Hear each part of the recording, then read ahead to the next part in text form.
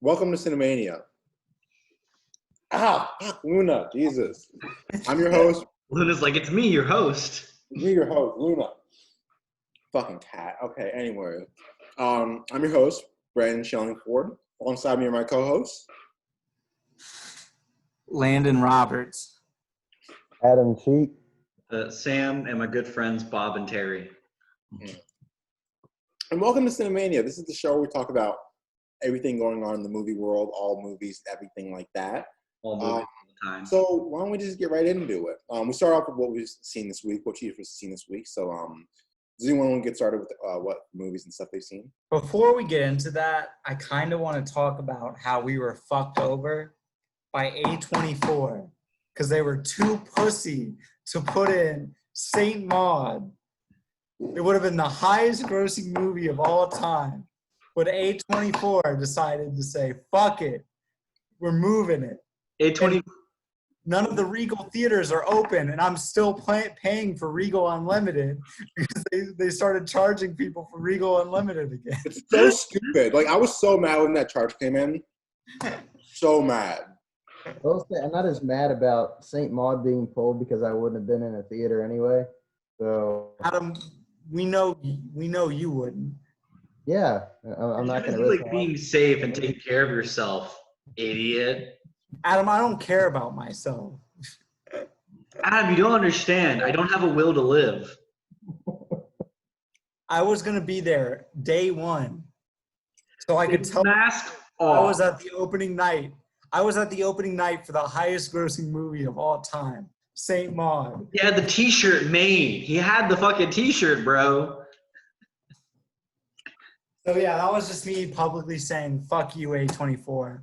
You had your chance, but you missed it. Oh my God. And we stand with you, honestly. Honestly, I support you.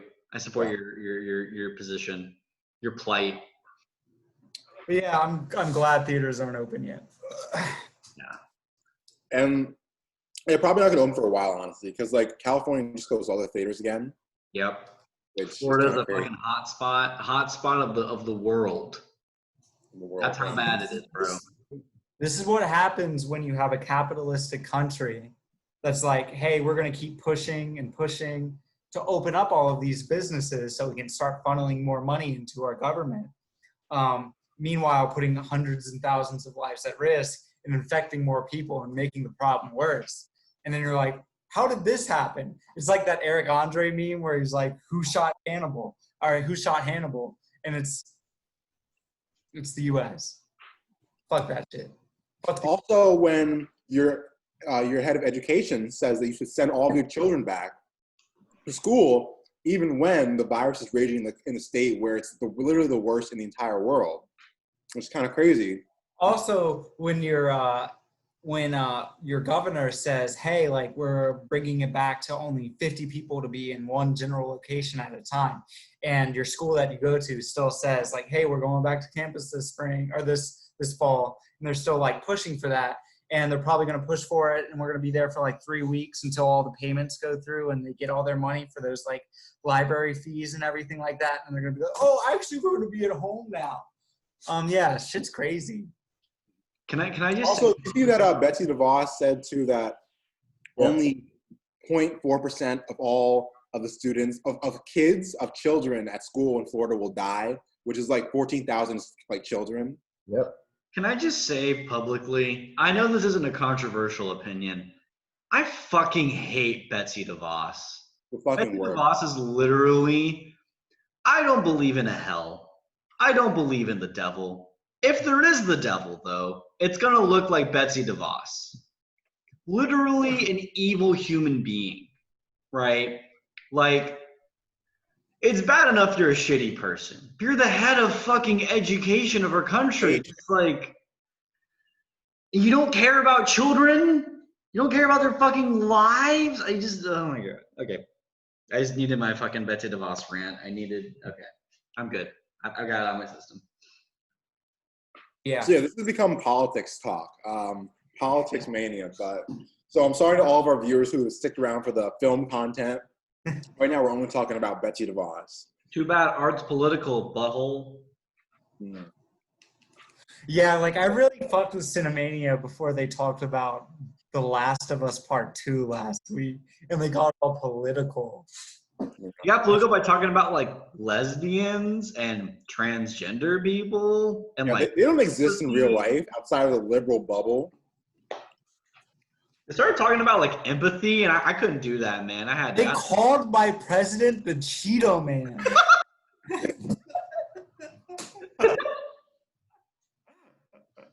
How could they do this? Oh my god. Yeah, so cancel Cinemania. Cancel me a hashtag. Trending. Get that trending. Bro, get the fucking K-pop stands on it. Get them rolling. That's how hey, that's how we'll get our podcast above 6 views a week. We'll get K-pop stands. Okay, wait. We need to say something really shitty about BTS. Hold on. Man, BTS, all they make is shitty music. I much prefer to listen to 100 Gecs. They make real music for real people. BTS, more like BS. When Laura Les said, "Hey, little piss baby, your arms look like cigarettes. I bet I could smoke you." I was like, man, that really resonates with me. That speaks to me. What is BTS ever said? Probably nothing. I've never listened to them, but yeah, come at me, BTS Army. What are you gonna do? Make a fan cam? Yeah, make a fan cam. See what happens. I'll respond with the Cheeto Man fan cam.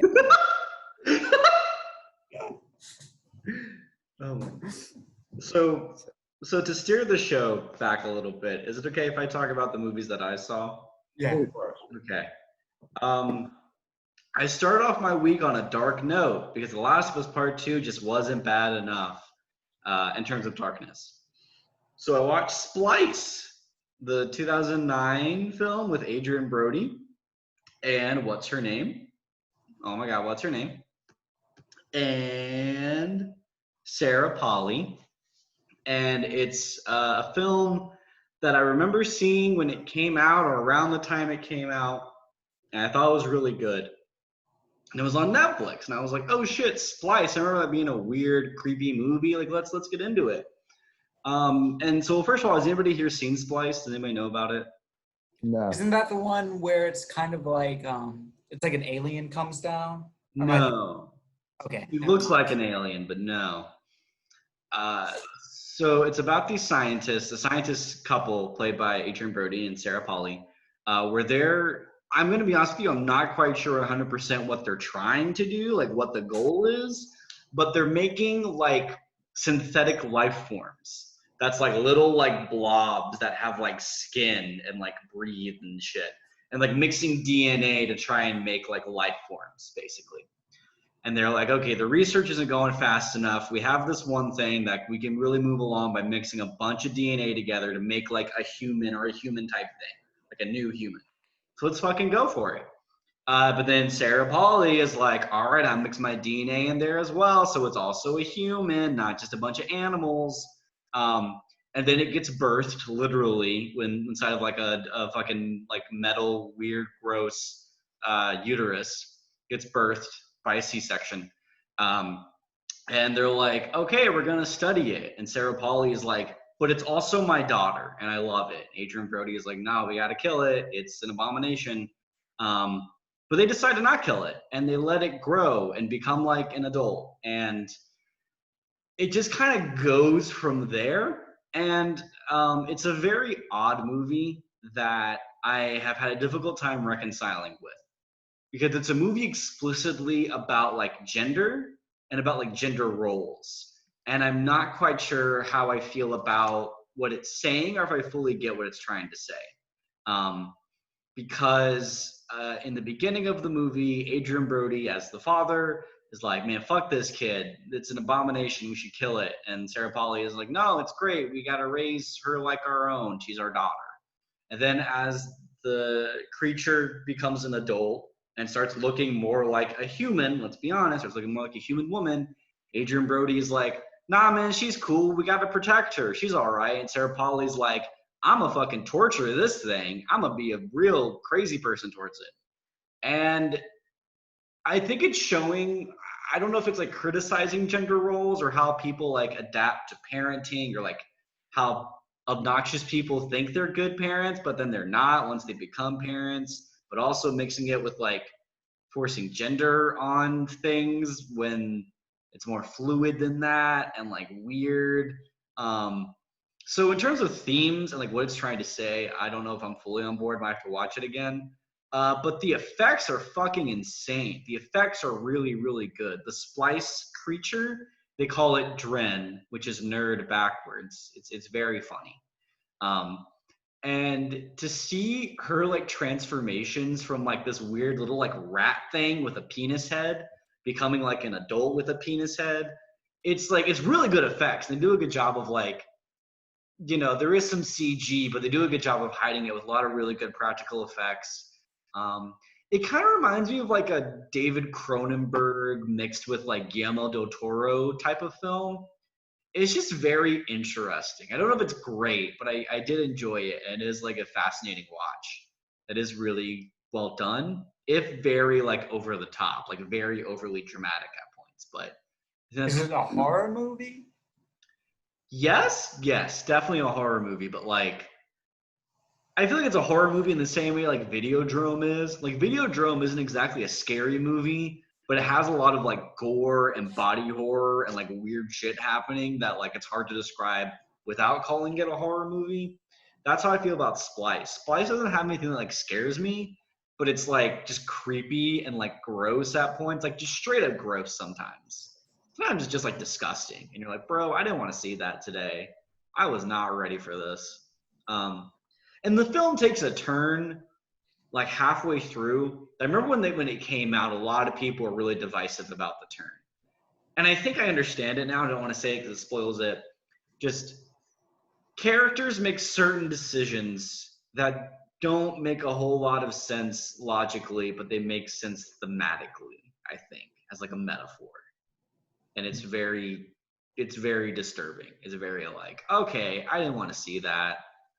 But then they take it a step further. And you're like, I really didn't want to see that. And then the ending is like, guess what? That thing you didn't want to see, it's the whole point of the movie. And you're like, oh, thanks. Appreciate it. But I recommend it. It's on Netflix. It's a good time. So then I watched Splice. You know, it's kind of a dark movie. Kind of has a depressing ending. And I was like, okay, I need to lighten my spirit a bit. Let me watch Zodiac for the first time. I watched David Fincher's Zodiac. Surprise, it's kind of amazing. Who would have thought? David Fincher. It's almost like it's his best movie or something like that. Don't know if I'm willing to go that far yet. I have to rewatch it. Don't know if I'm willing to go that far. But it's a really great movie. Anytime they have a sequence with the Zodiac Killer, those scenes are genuinely like unnerving and like really freaky. That first one in the car is like some of the best filmmaking he's ever done, honestly. There's the one in the car, and then the one by the lake. The one by the lake is the one that like really fucked me up. That was the one that really got me. Where it's like just broad daylight, you know? Like it's just so like creepy how it just kind of happens. But it's a really fascinating look at like obsession on multiple levels, you know? Like you have these characters that get obsessed and it affects them differently, and you know, how the killings aren't fully solved. That's kind of like the crazy thing about it, is like the Zodiac murders aren't like totally solved. They're just like kind of solved, not really. I don't know. There's that one moment where Jake Gyllenhaal goes into like the one house, and the guy's like, hey, like come down to my basement, I'll show you something. And that's like genuinely like a terrifying moment in the movie, where it's just like, what the fuck is happening right now? And you're like, oh, I'm starting to figure it out. Maybe this is the person, or like, and it's you never figure out who it is, right. But like building suspense with like all of these different people in this like, oh, this town that's kind of like filled with murderers almost. Like everybody he acts with, it's just like, oh, maybe he's the Zodiac Killer. And I think that's kind of like the most terrifying part of it, is like there isn't an answer, right? There isn't like, oh, we found the guy. It isn't like, hey, we got Charles Manson. Here he is. He's a freak. You can deny that he's an okay person. Zodiac could be anybody, you know? And they spend so much time trying to put the pieces together in so many different theories and like putting it all together. And they could be completely wrong. You know, whoever they think it is, we don't know if it's them. You know, there's no, very clear evidence that one person did all of these killings, you know? Mm-hmm. It could be like 5 different people. Who fucking knows? I think the movie does a really good job of capturing that like paranoia and that conspiracy theory level, like putting the pieces together, but also that sense of like losing touch with reality and getting so involved in your head that you sort of ignore everything else going on in your life, where 30 years have passed, you know? Like, I think Jake Gyllenhaal's relationship with his wife isn't well developed, and I think it's a strength. I think it's a power. I think it's an intentional choice that sells what the movie's going for, you know? Where you don't know who she is. You don't know his life outside of Zodiac. And that's sort of the point, because life is moving so fast. The only exciting things in his life is when he's connecting the dots to Zodiac. That's the only thing he cares about, despite having a life beyond it, you know? But really great movie. I was going to say, it's been a while since I watched it, but I remember really liking it. That was something I was considering recommending, so I might still do that. I mean, I'd be happy to watch it again. I'd be very happy to do that. Also, an all-star cast. Just insane cast. It's like Robert Downey Jr., Mark Ruffalo. Isn't Mark Ruffalo in it, or am I tripping? No, he's in it. Yeah, Mark Ruffalo, Jake Gyllenhaal, and like it's just what's his name? He plays the guy at the end where they're like, oh, maybe he is the Zodiac killer. Oh yeah, I forget his name. I know what you're talking about. But he's like a really good actor, Yep. And he's a really good character actor in general, and like he does a great job in it. He's not in it that much. Like that one scene where they're questioning him, like in the prison. It's just like, they're about to like figure it out. Like, oh, he definitely is the Zodiac killer. And it's just like, it's so good. Like, I love Zodiac so much. That's also a movie I had to watch like over 2 days, but because it's a long movie. It's a long movie, but I feel like it's pretty engaging the whole time. Yeah. I mean, I started watching it at like midnight my freshman year in college.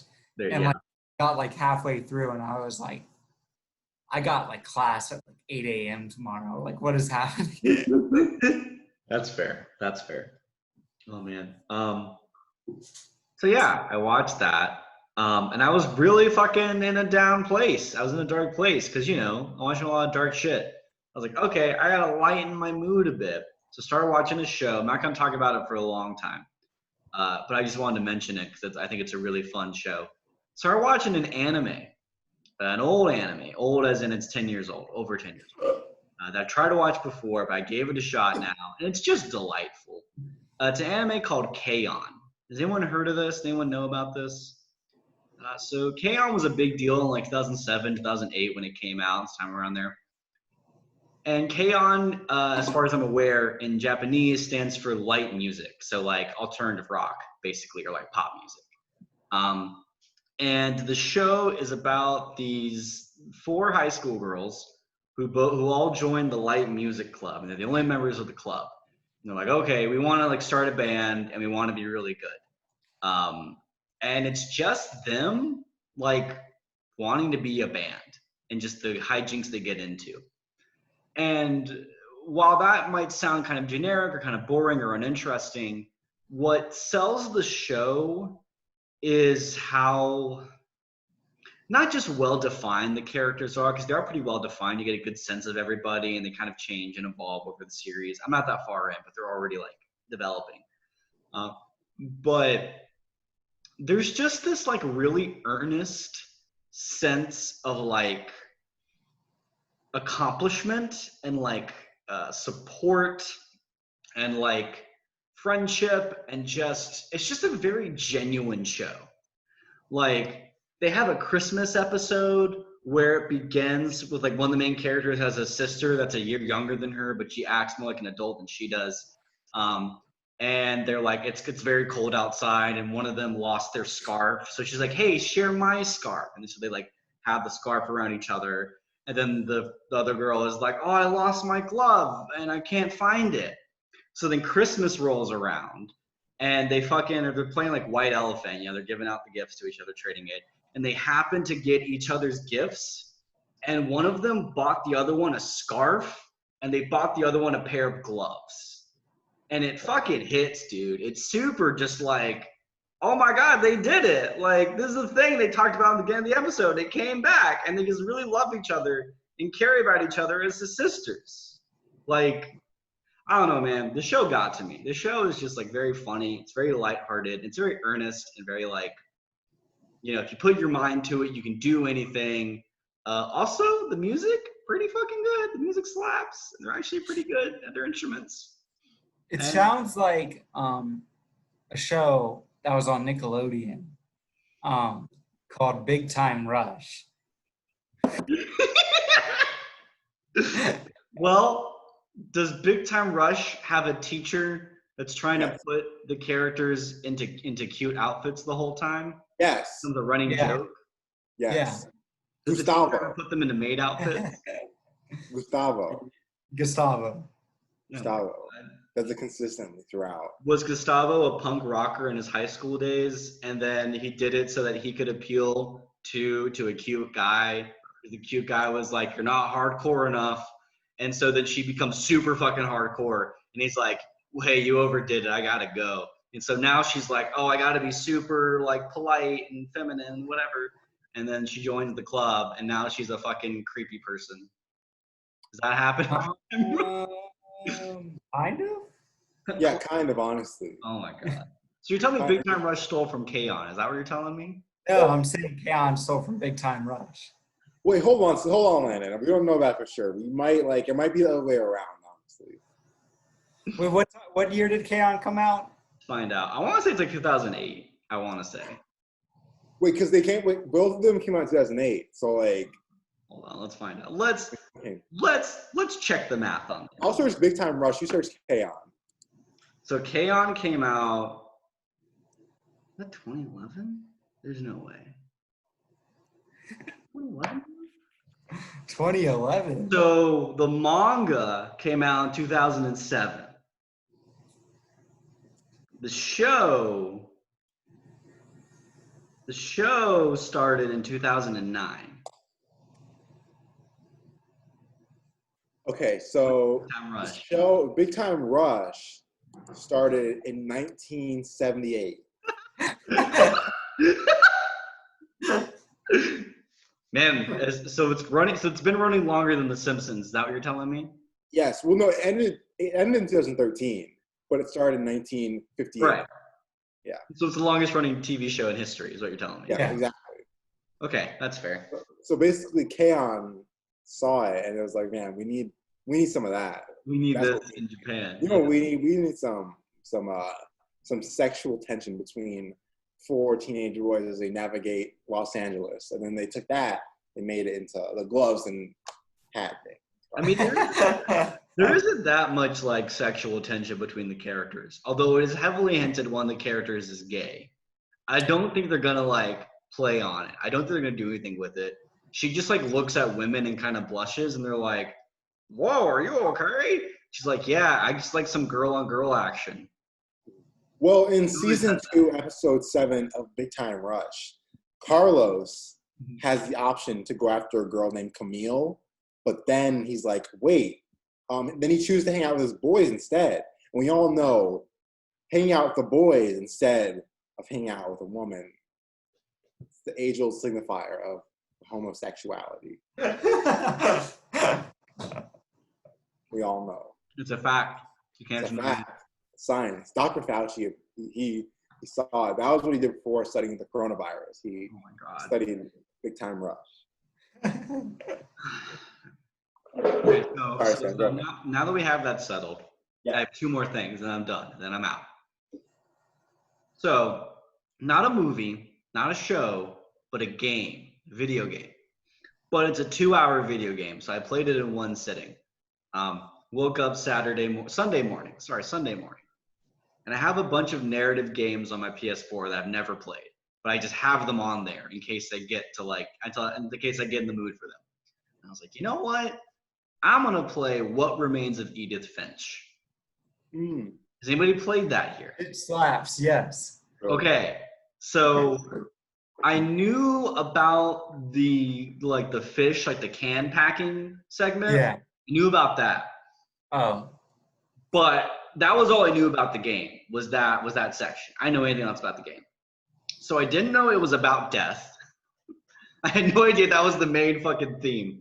And I had no idea it was about like family and like connecting with your family and like cycles of not abuse or violence, but just like tradition, like cycles of reaction, cycles of I don't know, tradition. I don't know a better word for it. I think tradition's the right word to say. Yeah. Like, Sorry?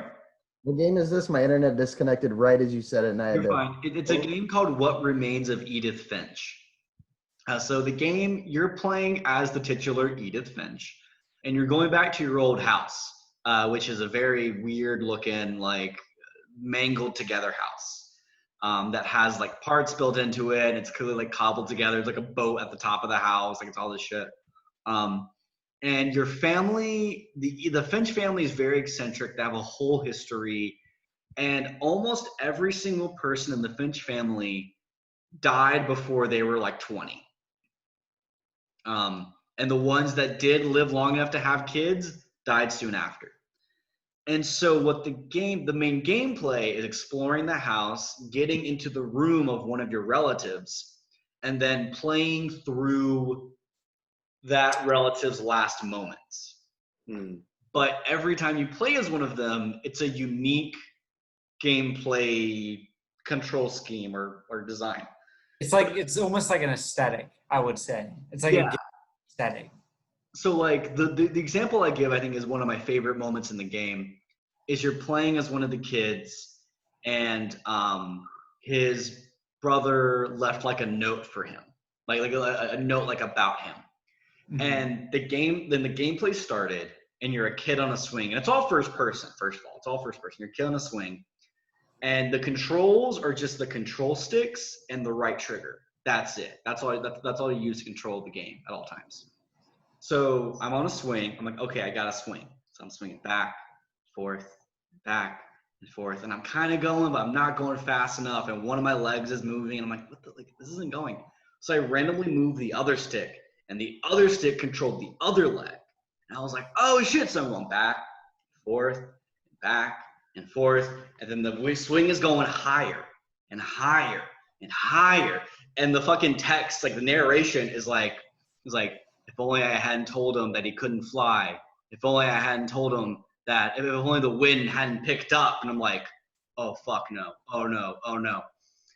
And the kid starts like swinging higher and higher until he does like a full loop, and then he's just going and going and going, and then he flies off into the fucking ocean.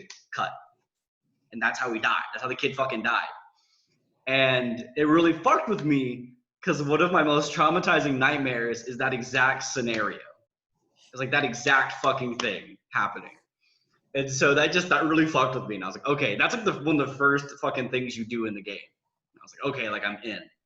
And I think the game has a really incredible narrative. It's extremely well told, but what sells it is the way they connect you to these characters and their unique perspectives on their lives through gameplay, through having direct control of them, right?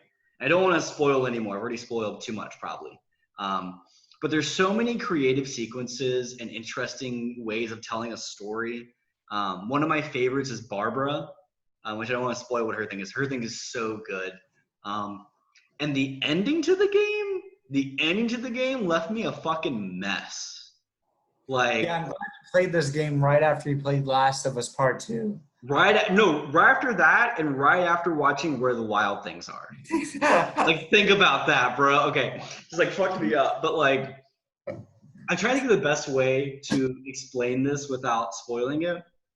The last thing you have control over in the game is what fucking killed me.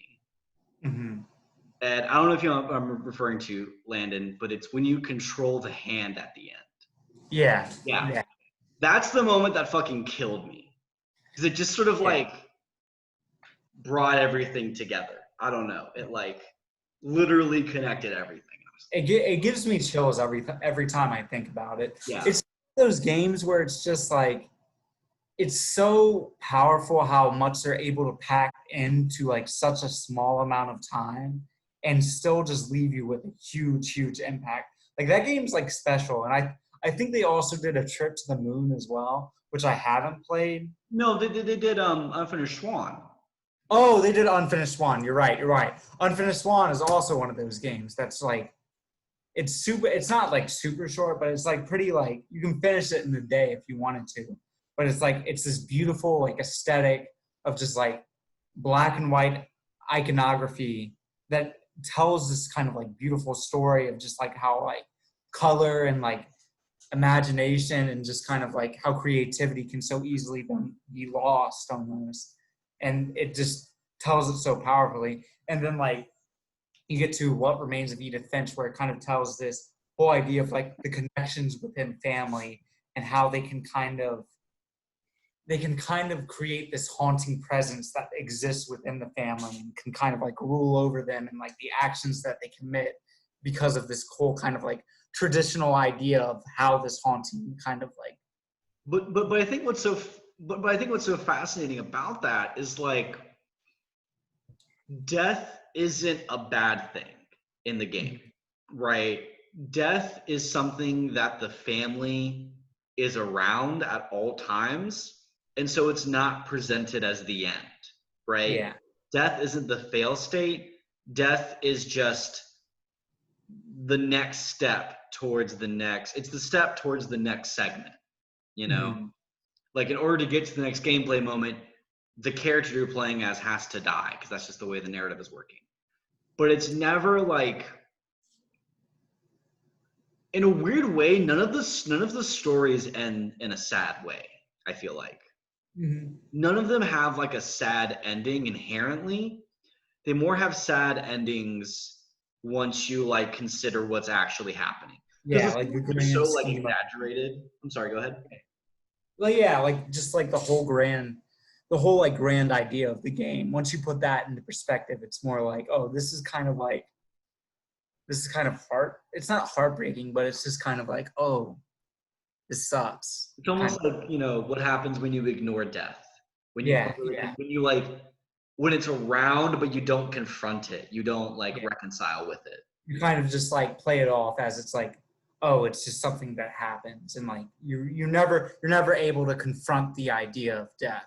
Like if you're never able to confront that idea, these whole segments kind of become more scary, and like reading these things become much more terrifying. Especially one of the first ones with what's her name? The little girl that's really hungry.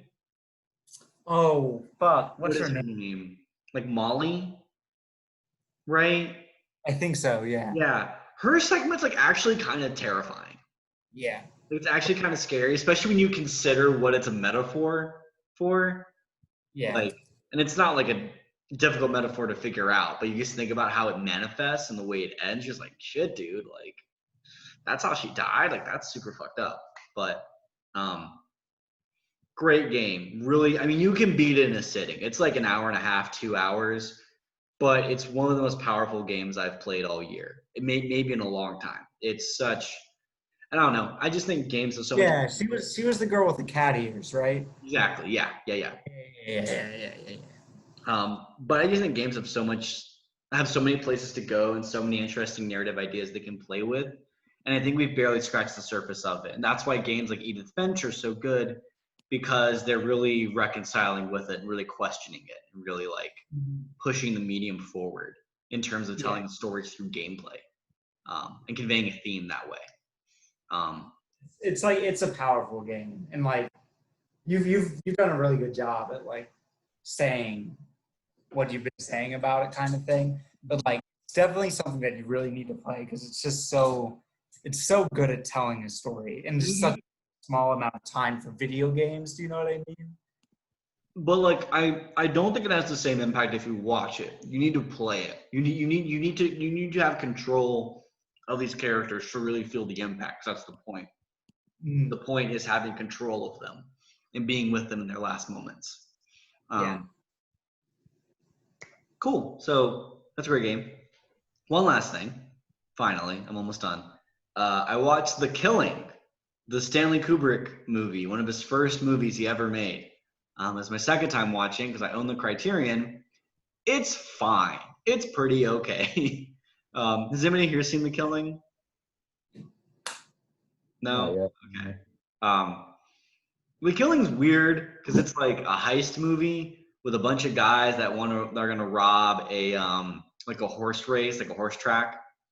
And it's a very short movie. It's not even an hour and a half, like an hour and 20 minutes. It's very brief.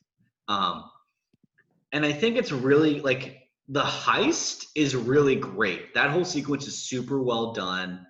The way they present it is interesting and has a narrator that's like cutting in between different points in time.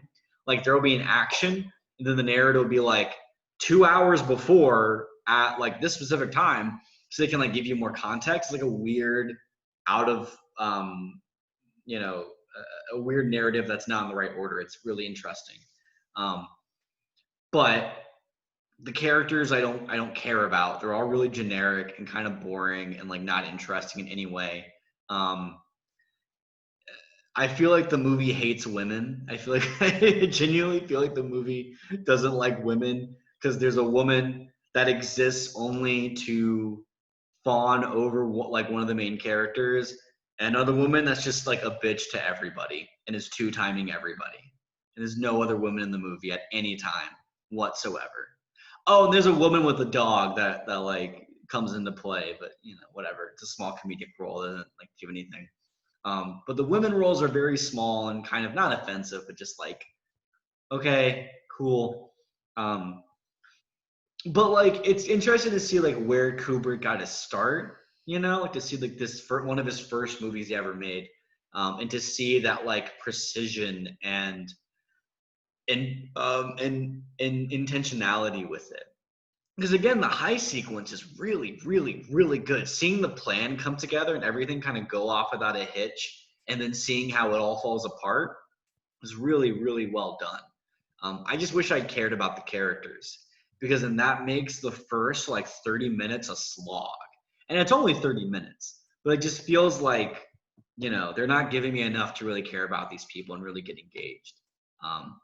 I still can't say it's a bad movie because, it's just so well directed and really interesting and really well done, especially for the time that it came out in. But yeah, decent movie. It's okay. Definitely an early movie. I feel like a director's early movie, not before Kubrick really came into his own. Because his next movie after The Killing is Paths of Glory. He goes from The Killing to one of his best fucking movies he's ever made,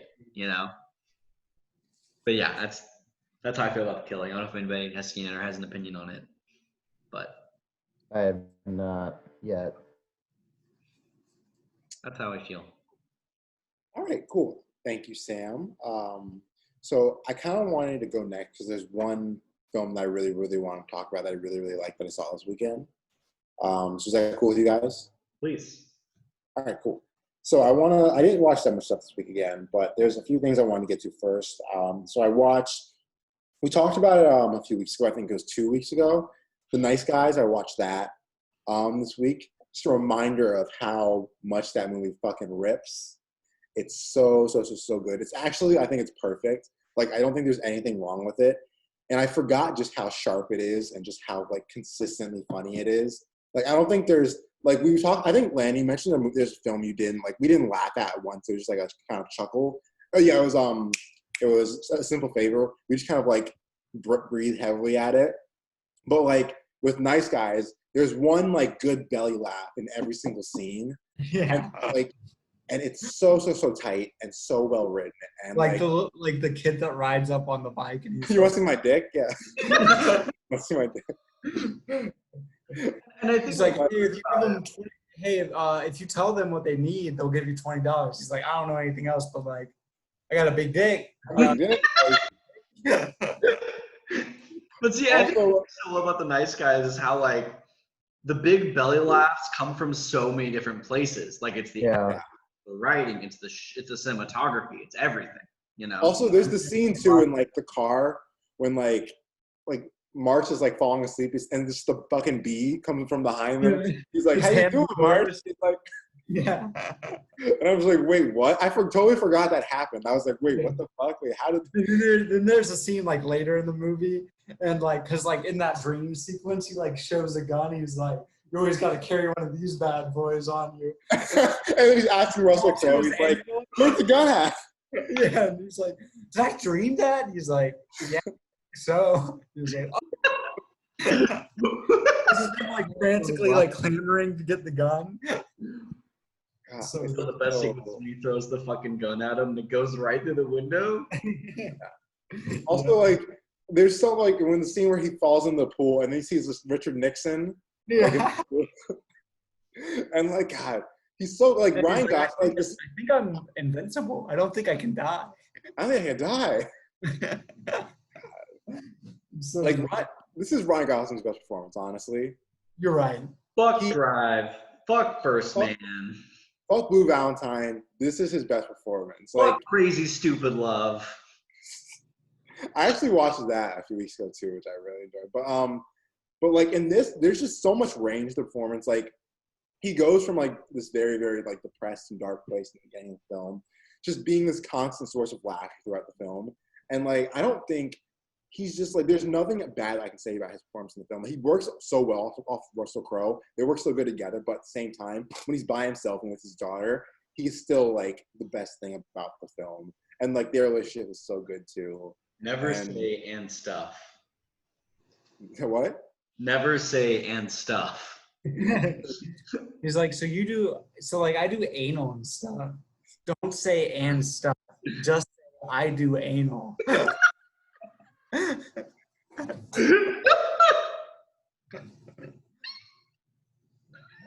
my God. Also, like the daughter in that movie is fantastic. She's so good. So good. Like, she's so good. Like I feel like she's the straight man, honestly, on most of the scenes. Like she's like the person who like balanced everything out, but still, like she's still so good. Like the one scene at her birthday party where she comes up and she goes, boom, and he's like, Jesus, and she's, oh, I just wanted to give you a rim job, and he's like, no, Rip shot. rim shot. It's so good. It sounds like the only humor in the movie is just like sexual humor, but it's not. Yeah, I know. All the jokes we've been saying is like sexual humor, but like it's just like a genuinely funny movie. But also the sexual humor is sold so well, right? Like, I don't know. I feel like sexual humor inherently isn't bad, but I think it can be used in a very gross or very like obscene way. I feel like The Nice Guys finds this balance of making it like charming, you know? Yeah. Like the and stuff scene, you know? Like that scene's so good because it's just like, it's not him trying to be like, ooh, I said anal. He genuinely wants to correct her grammar. Like he genuinely is just more concerned about that. Yeah. And like, also both the characters are just so well developed too. Like Russell Crowe, I totally forgot the whole storyline with like him in the diner beating the guy to death. And like he's like, that's the only satisfaction, the only way I feel useful. And it's like, damn, it's kind of deep, honestly. Like I wasn't expecting it. It like switches from sexual humor, like real like kind of oddball humor, to like stuff that's really kind of like introspective and deep. And there's that moment where like they're talking and they're like, oh, so like, oh, you're the diner guy. And he's like, yeah, I'll tell you about it later. And then like, he's like, all right, he finally feels like comfortable enough to tell Ryan Gosling like the story where he saved a bunch of people's lives. And then he just falls asleep and he kind of like has to sit there and be like, was this actually a heroic moment? I beat someone to death. Like, yeah, a hero necessarily. It's such a good movie. Just everything about it is so good. I haven't seen it since I saw it in theaters in 2016. It's like the last day it was in theaters, but I think I've been inspired to rewatch it this week or next week. I don't remember a lot, which I think is good. Yeah, you gotta watch it. Yeah, so good. Yeah. Okay, so yeah, I watched that. I also started the second season of Fleabag because I wanted to watch it again. That first episode, man, it's some of the best television I've ever seen in my whole life. Like, it's the perfect episode. It takes place in that one on that one table for like really the entire, unless we have to smoke, but like it takes place in that one place. And like the dialogue just keeps going. It's just like it just does not stop. You get all of this, and it's so much information, and it never feels expository. It never feels like throwaway dialogue. Every word has weight to it, and everybody's on their game. And what were you saying, Sam? Sorry. I didn't want to interrupt you, but I feel like it works so well as the beginning of a season because you've had a season to get to know these people, right? Yeah. So they're coming in here with all their fucking baggage, right? Like yes. Everything's literally being brought to the table. Like it pays off so much and sets up so much more. Yes. You know? It's like, cause you like in that, when it first starts, you can feel all that tension everybody has toward each other. Like it's just so thick, and everybody just is so angry and so kind of like passive aggressive. And she even says, she's like, "Would you rather just go to the hospital right now or stay at this passive aggressive dinner?" And like it just, and everybody's just kind of like throwing their baggage away, like you said, like as the episode's going along. And like there's that like brilliant moment in the episode where it's like Fleabag's like sitting there, and like she hasn't really talked at all like the whole dinner. And then her sister just kind of snaps, and she's been like, "You've been oddly quiet. What's wrong with you?" And it's just like, "Oh shit! Like, oh what? Why are you just like attacking her right now?" Also, like, they're just really great. Like, the business is great, and it's just like she's like, "It is her to be happy." It's just so it's so good. Yeah. Also, Brett Gelman, he's a great actor. But he's such a piece of shit in this. Like, he's so awful. Like, he's so disgusting. But like, that's the point. All of season 2. In season 2. Like, season 1, he's a scumbag, but especially in season 2, he's just like, he's the fucking worst. Yeah. Like, and when she punches him in the face, the whole sequence when they all like hit each other, it's so good. Like, normally when shit like that happens, like, it's just kind of cheesy and weird, but like here it worked really well. Yeah. Yeah. And like, also Andrew Scott in this episode, so fucking good. Like, it's just there's so much wit to like him too in this. Like when he's like, because whenever Brett, he's like protecting Fleabag even in the first few, like first, because like he mentioned once he gets drunk, he mentioned something about like he's like once the miscarriage happened. Also the miscarriage scene, so good. Like when they look at each other when they come back to the bathroom, and she's like, "All right, let's go have dinner," and like, oh my god, the whole episode's perfect. Like, it's so good. But yeah, I started Fleabag season 2, and I've been watching it again recently. The Americans, I've talked about it on the show before, but I think it's like the best show probably of the century, honestly. It's perfect throughout, and like I think you would love it, Landon, honestly. You should really watch it. Like, it's never Didn't they film at VCU? Huh? Didn't they film at VCU? That was Homeland. Oh, okay. Yeah. I get those two shows mixed up all the time. Yeah, because like this, like they both take place in like Northern Virginia and like DC, but like yeah. But I mean, they might have filmed in Richmond, honestly. Like, I wouldn't be surprised if they did. But like, yeah. But The Americans, I've been watching it. It's still like I'm on season 3 now. For like, I watched it before and I watched season finale, but then I'm watching it again now, and I just remembering like how just consistently incredible it is, and how every single character is so well developed. And you watch the 6 seasons, and there's the payoff. It's like you kind of are waiting throughout the entire series for a payoff, and then at the end of every season, it's like, okay, here's one payoff, here's another payoff, here's another payoff, and Kerry Russell and Matthew Reeves are so good. It's some of the best. It's probably one of the best like spousal relationships you've ever seen like on screen, and it's just such a I think it also came out around this time too when everybody was thinking like maybe like Clinton and Reagan were just pieces of shit. Maybe like nobody really liked them. And it was perfect too because like you guys know what it's about, right? Yeah. Huh? Yeah. I don't.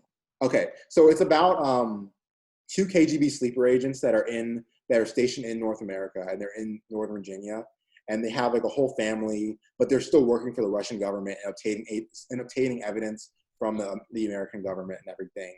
And the whole series is basically about them struggling, trying not to be found out, and trying to keep their kids who are becoming more and more American and becoming more and more what's the word? when like being more and more assimilated into American culture and being more kind of indoctrinated in the idea of like American exceptionalism and nationalism, and they're trying to keep their kids away and like kind of try to push Russian values onto them, even though they're not supposed to know that their kids don't know they're like Russian sleeper agents. And the whole show's kind of about that. And it's just so interesting. Like and how it examines Cold War politics and how it just never declined in quality. And I just think that it's one of the best shows. I think all three of you would like really enjoy it. Like it's just so good. Isn't it on FX? It's on Amazon Prime actually, but it was on FX. Yeah, it did play on FX. Yeah. But, yeah, it's really so I actually watched the first season of The Americans, I think. When it was airing. I was into it.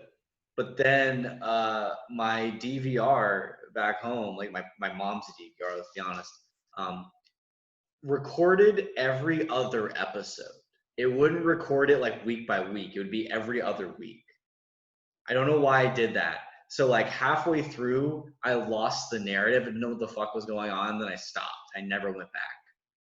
And I really loved what I saw. I was really into it, right? Like that was like my FX heyday. It was like that, Wilfred, I don't like to say it now, but Louis, like I was really into Louis.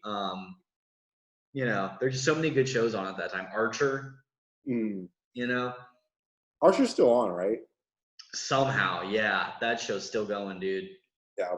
I stopped at like season 5 or 6, whichever one was the season where they actually had a season-long narrative, and it was the one about them trying to sell cocaine.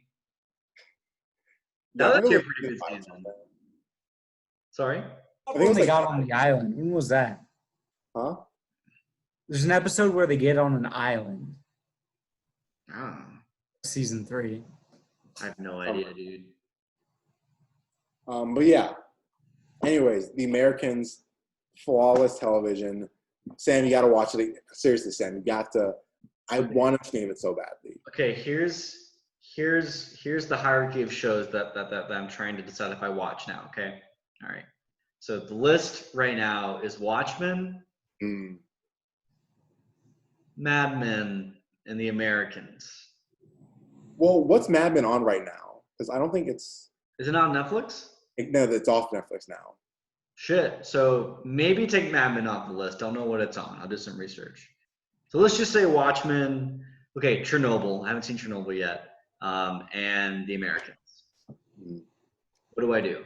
What do I choose? Okay, I'd go Watchmen, The American. Well, because like Watchmen and Chernobyl are both limited series, so like those take you quick. Like. Oh, I thought Chernobyl. Okay, never mind. Okay, easier choice. Yeah. Okay. Cool. Yeah. Glad we figured that out. Watchmen is 8 episodes of perfection. So. Is Chernobyl 8 or 10 episodes? I think it's 8, right? It's. I thought it was like 3. No. Chernobyl? It's like 6 hours long. That's what I thought Chernobyl was. I don't fucking know, dude. I don't watch TV. But yeah, so I would just like watch Watchmen first, and then I guess just watch Chernobyl.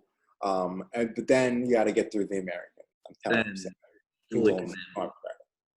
But yeah. So the last thing that I watched this week was a film that's absolutely delightful. It is so amazing. I love it so much. And it is Palm Springs. Hey. Yes. Did any, because I know Adam watched it. Sam, did you or Landon watch it? I meant to. I didn't get around I meant to as well. So good. Watching my Criterions. How does it compare to like just like the live, die, repeat kind of genre of film? I think Live, Die, what's it called? Edge of Tomorrow? Yeah. Okay, I think that's fine. I think I've never loved Groundhog Day that much. I think it's really good, but I've never like been a big fan of it. So like I think it's fine. But like honestly, and as far as the live, die, repeat genre, I think it's my favorite. Like it's so better than Russian Doll. I would rather watch this than Russian Doll, honestly. Russian Doll is also longer. Yeah. Also, Russian Doll is kind of depressing. Yes. In a good way. Russian Doll is really good, but I just think Palm Springs has so much more it brings to the table, and it like does so much more with the like kind of a time warp kind of idea. So Sam, you look perplexed. No, I just feel like Russian Doll brings a lot to the table, but I also haven't seen Palm Springs, so it's hard for me to judge. Yeah, I don't know. I think that because I love Russian Doll, and I haven't seen it since it premiered, since I watched it for the first time. So I'd have to watch it again. Russian Doll like brings like the whole like live, die, repeat genre to the idea of trauma and just depression, and I think it's beautiful the way that they're able to like have this idea of like reliving PTSD and like showing that through like the live, die, repeat kind of genre. Yeah. Well, my whole thing, I love Natasha Lyonne's storyline in it, but like my whole thing was the guy. I liked, but my whole thing, like I liked him, but it's just I didn't find like him as interesting as a character as I did like Natasha Lyonne. Like I'm sorry, call me controversial. Landon is offended. Landon's not having it. Landon's gonna cancel Brandon in a few minutes. I thought he was cool. I liked him, but like I just didn't think he was as interesting as like he could have been. I don't know. I have to watch it again. Maybe. It sounds like people talking about the character of Abby in The Last of Us Part 2. Abby's a very interesting character. Abby's amazing. She's not better. What's his name? Charlie? Who? The guy in Russian Doll? I forget. Yeah, Charlie. Charlie? Yeah. I think so. I don't know. Yeah. But yeah. But here the thing with Palm Springs is that like it's an hour and a half. It's just it moves really quickly. It's so sweet, and it's like the perfect thing to watch when you just feel really, really upset or sad. And like you go in and you're expecting you're not really expecting that much from it. I didn't really expect that much from it, but it's just like so funny. And like there's so many moments in it too where like you don't expect what's gonna happen, but like it just goes. You expect it to go one way, but then it just kind of like moves in a completely different direction. It sounds like Booksmart almost, like how I was expecting Booksmart to be. Or it was like, oh, this is just going to be like another like high school kind of like comedy kind of thing. But like they do a lot with it. But then Booksmart has the pool scene and you're like, yeah. Oh, maybe this is art? Yeah. Is this art?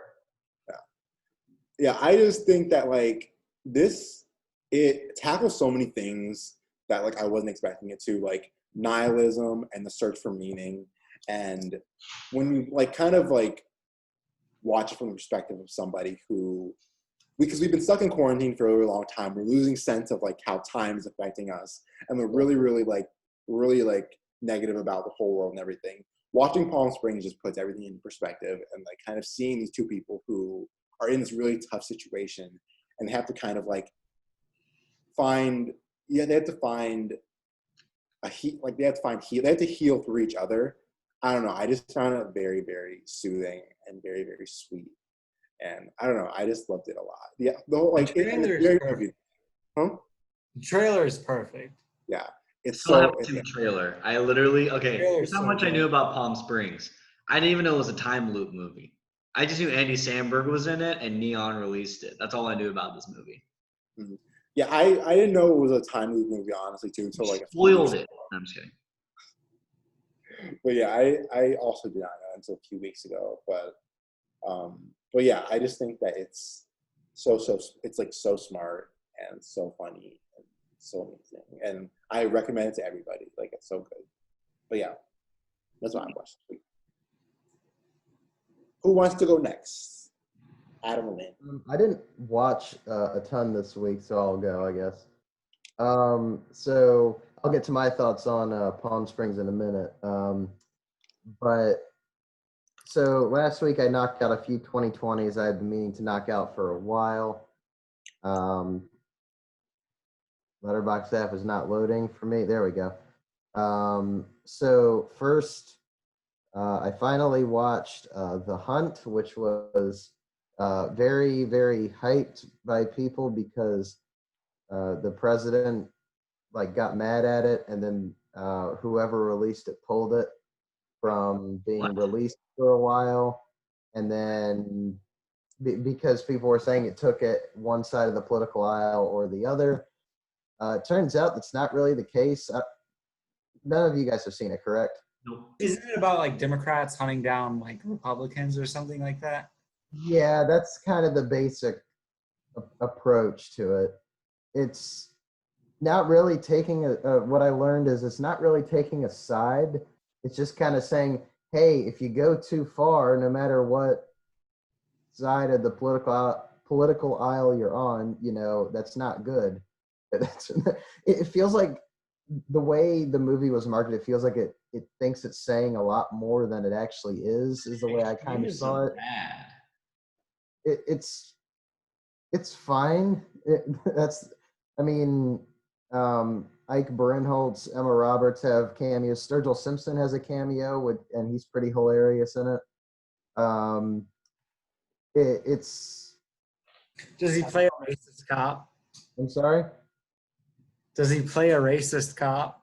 No, he plays a fat guy that gets killed early on, like a douchebag. A racist fat guy that gets killed early on? A racist fat cop that gets killed early on?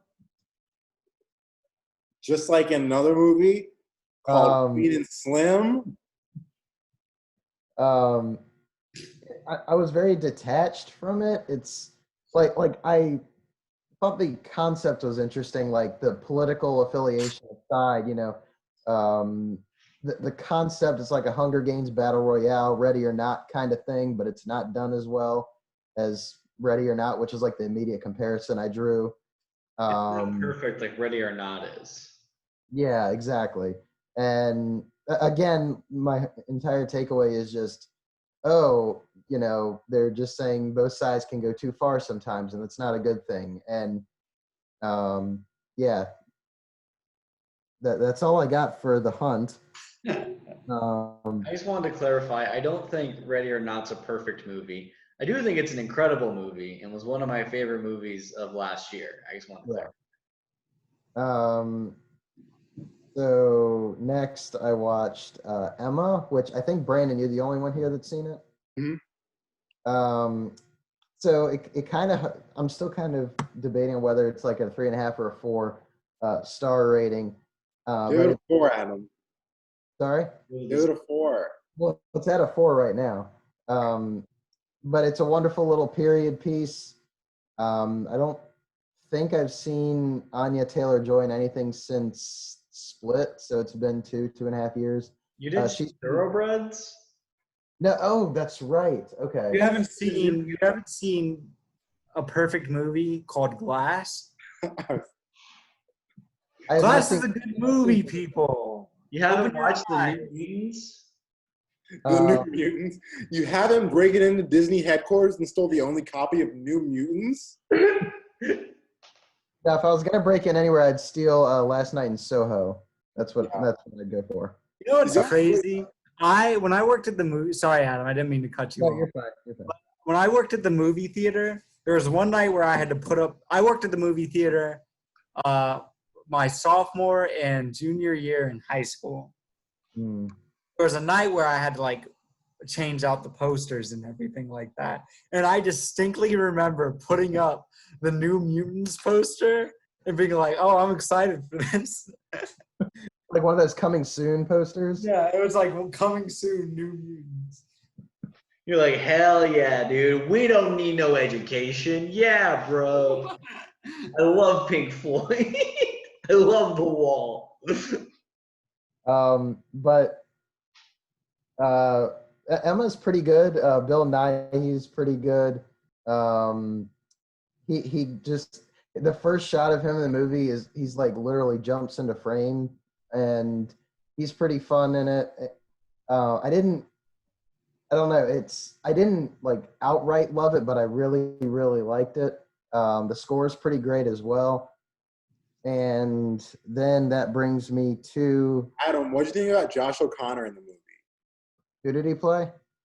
He played the really whiny priest. Or would I say? Huh? Sorry, I thought he was pretty. Say the hot priest. I thought he was pretty good in it. But yeah, that brings me to the last movie I watched, which was on Friday, which was Palm Springs, which I'm going to rewatch at some point because maybe it was the hype or something, but I didn't I don't know, 100% love it. I like 95% loved it. Andy Samberg is pretty great in it. Kristen Milioti, I think that's how you say it. So first, I've only seen her in one thing apparently, which is The Wolf of Wall Street. But she looks super familiar for some reason. Like I feel like she's been in something, but there's nothing I could find that I've seen her in. You It's see bizarre. her in USS Callister episode of Black Mirror. Mm-hmm. I saw that. I haven't seen the episode, but I saw that on the filmography. I'm like, nope, I haven't seen that either. But it's weird. But she's really great in it. And like Brandon, like you were saying, it's a very timely movie. Coincidentally, with quarantine and everything like that, every day feels the same at this point. I don't want to say anything that'll spoil it for Landon or Sam, but what I'll say is that I really like the way they approached Andy Samberg's character. Like what you find out about him when she meets him, Brandon, if you know what I'm talking about. What do you think about J.K. Simmons' character in the movie? I thought J.K. Simmons was wonderful. I love him. Throw a chair at somebody? Huh? Did he throw a chair at somebody? Close, honestly. Pretty close. Very close. Might have, we just didn't see it. Is this the Whiplash reunion we've been waiting for? It's the Whiplash sequel we've all been. Is this the Whiplash sequel we've been waiting for? Sam, or not Sam, sorry, Adam. I actually cried during that last scene with him, like him and his when he's like at the house. I don't want to say too much about it. Can you guys like not talk about it? Like I should say at the house. They're at a house at some point. What the fuck? He's at a house? Dude. You're talking about the scene with him and J.K. Simmons, correct? Yeah. Dude, J.K. Simmons.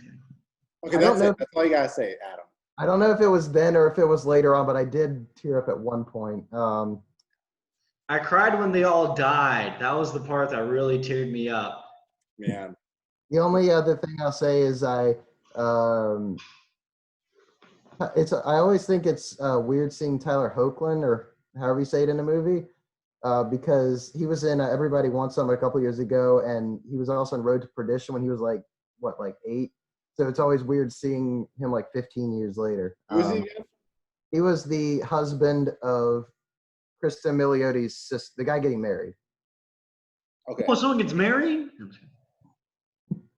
But yeah, that's all I'll say until you guys watch it, but I really enjoyed it. And then the only other thing that I'll talk about here is a couple of weeks ago, Landon made a playlist for me on Spotify of a bunch of stuff to check out.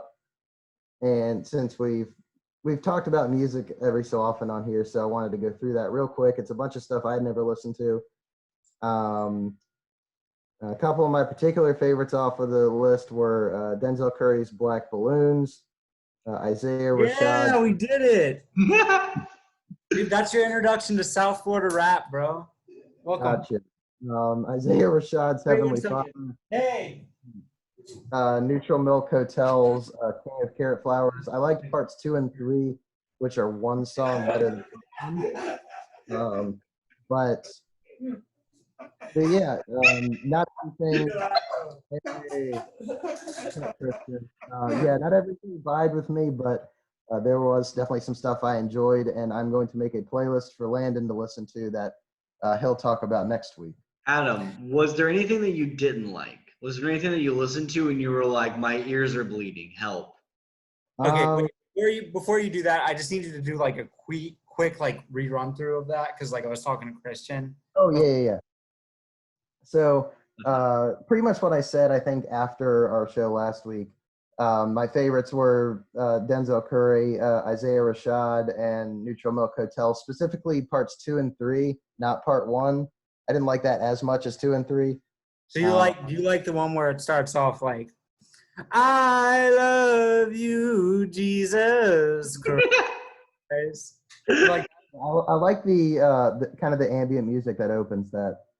Jesus Christ, I love you. Yes, I do. Yeah, you like that? Yeah. I've heard good things about the Alabama Shakes. I didn't really vibe with Sound and Color, but I'm going to check out more of their stuff. Wait, what? Oh, no! What the fuck, Adam?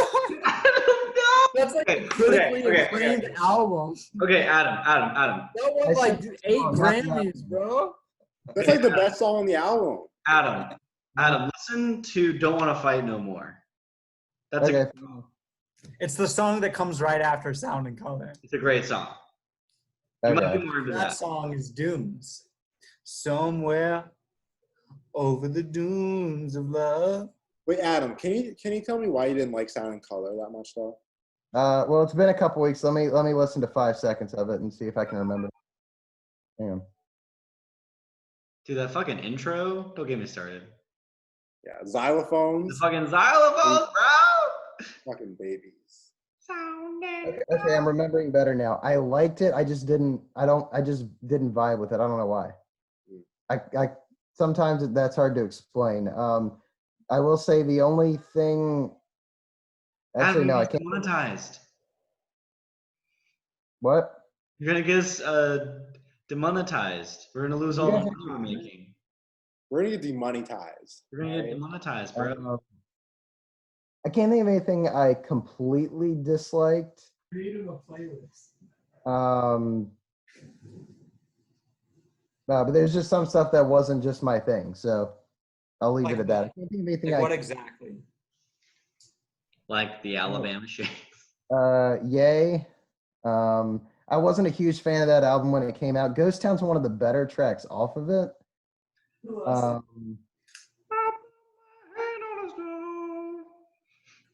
Adam, bro, I want a list of your top 10 rappers of all time right now. This is important to me. I'm not going to do that. I can't Okay, top 10 rappers. Do it. To NASCAR drivers. Top 10 black NASCAR drivers. Fortunately, I don't know if there have been 10. So. Yeah, that was my roommate. Yeah. But yeah, Landon, I'll make you a playlist and I'll see what you think next week. Okay. I want to know what you thought of LCD Sound System. Dance Yourself Clean. Let me listen to it for 5 seconds. Like only 12-minute song I put on there. Yeah. What I listened to is like 18 minutes long. And I didn't want to subject you to that a lot. Oh, I did also like Car Seat Headrest song. I'll add that. Fucking Normie. He only the only Normie Car Seat Headrest song. Oh, Lan, I forgot to tell you. I literally put the only Car Seat Headrest song that's ever been on the radio on playlist for you. Landon, I forgot to tell you. I was talking with Angelica this weekend, and she went to a Car Seat Headrest concert when she was in high school and met the band. Will Toledo, yeah. She met them, and her one of her her history teacher in high school is friends with Will Toledo. Yeah, I love Will Toledo. He's a good boy. So I really liked the LCD Sound System song. I didn't love it, but I enjoyed it. Do you want to dance? Technically, I guess I already was because I was doing my walk, so I guess that could be considered. It was good walking music, if that counts for anything. Hey, Landon, can you make me a playlist next? Yeah, I'm actually making I'm going to try to make a playlist every month of all the songs that I find that I really, really like. So yeah, I'll share that with you guys once I'm done with it. Yeah, that's all I watched and or listened to last week. Is it my turn?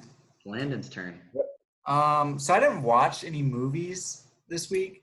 I watched a YouTube channel. I watched all of their videos. I listened to an album, and I watched a TV show. Or not a full TV show, some episodes of a TV show. So I guess I'll start off with the YouTube channel. This weekend I got really into a YouTube channel called All Gas, No Brakes, which was recently bought out by Tim and Eric from the Tim and Eric Show. And it's this kid that's our age that went to school for broadcast media. And he's literally taken all of the rules when it comes to broadcast, news and stuff like that, and flipped it on its head.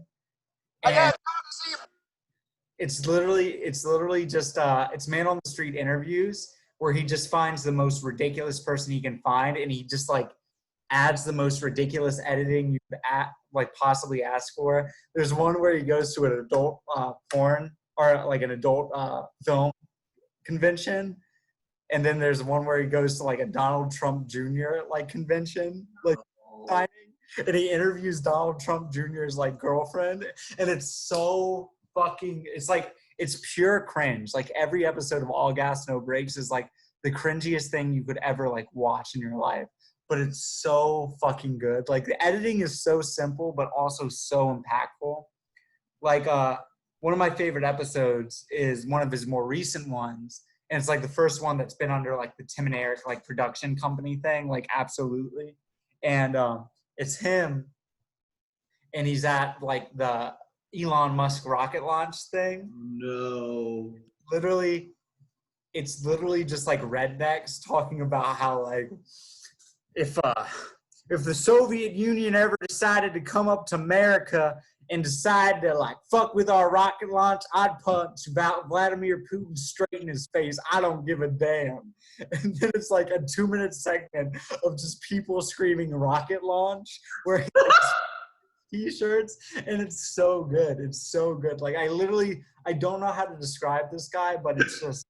And then there's one serious video like he did, and it's on the Minneapolis protests, and it's some of like the best like news covering that I've seen of the Minneapolis protests. Like it's him like directly there, like in the riots, and like he's not trying to make a joke of it. He's not trying to like be like how he normally is. He's not trying to play up this character. He's like actually like just trying to like give voice to the people that like big news organizations aren't giving the voices to. And it's like, it's really, really well done. And he's kind of a genius. And I'm really jealous that he came up with such a simple idea and like things that like I would do in my broadcast journalism class just to like show my friends and be like, look at this stupid thing I made. He made a whole career out of it. It really pisses me off, and I'm super jealous of him. But it's great, and I recommend everybody watch it. He doesn't have that many videos. There's one, like his first video is he goes to the Area 51 raid, and it's really, really funny. His first video, or the first one that came up, like the featured thing, is at Talladega Super Speedway. So he went to that one's really, really. Hey, so I have a question about Talladega. Okay. I was watching this video, and I was really confused about the culture of like racing. Is there like ongoing joke about butthole? About butthole? Yeah, because like everybody in the crowd was holding up a sign saying, "Show me your butthole," and like, "I'll eat your butthole." Was that like an ongoing joke in like the NASCAR community? No, not that I'm aware of. No. Okay, just wanted to know. But yeah, All Gas No Breaks, perfection. His videos are like 8 minutes each. You'll like belly laugh at every single video. And then I listened to 1000 Gecs and the Tree of Clues. And let me tell you something. I fucking love 100 Gecs, people. Newsflash. 100 Gecs fucking slaps. So there are a couple songs off the album that I don't like.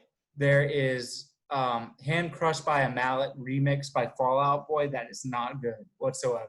Okay, but talking about Fall Out Boy.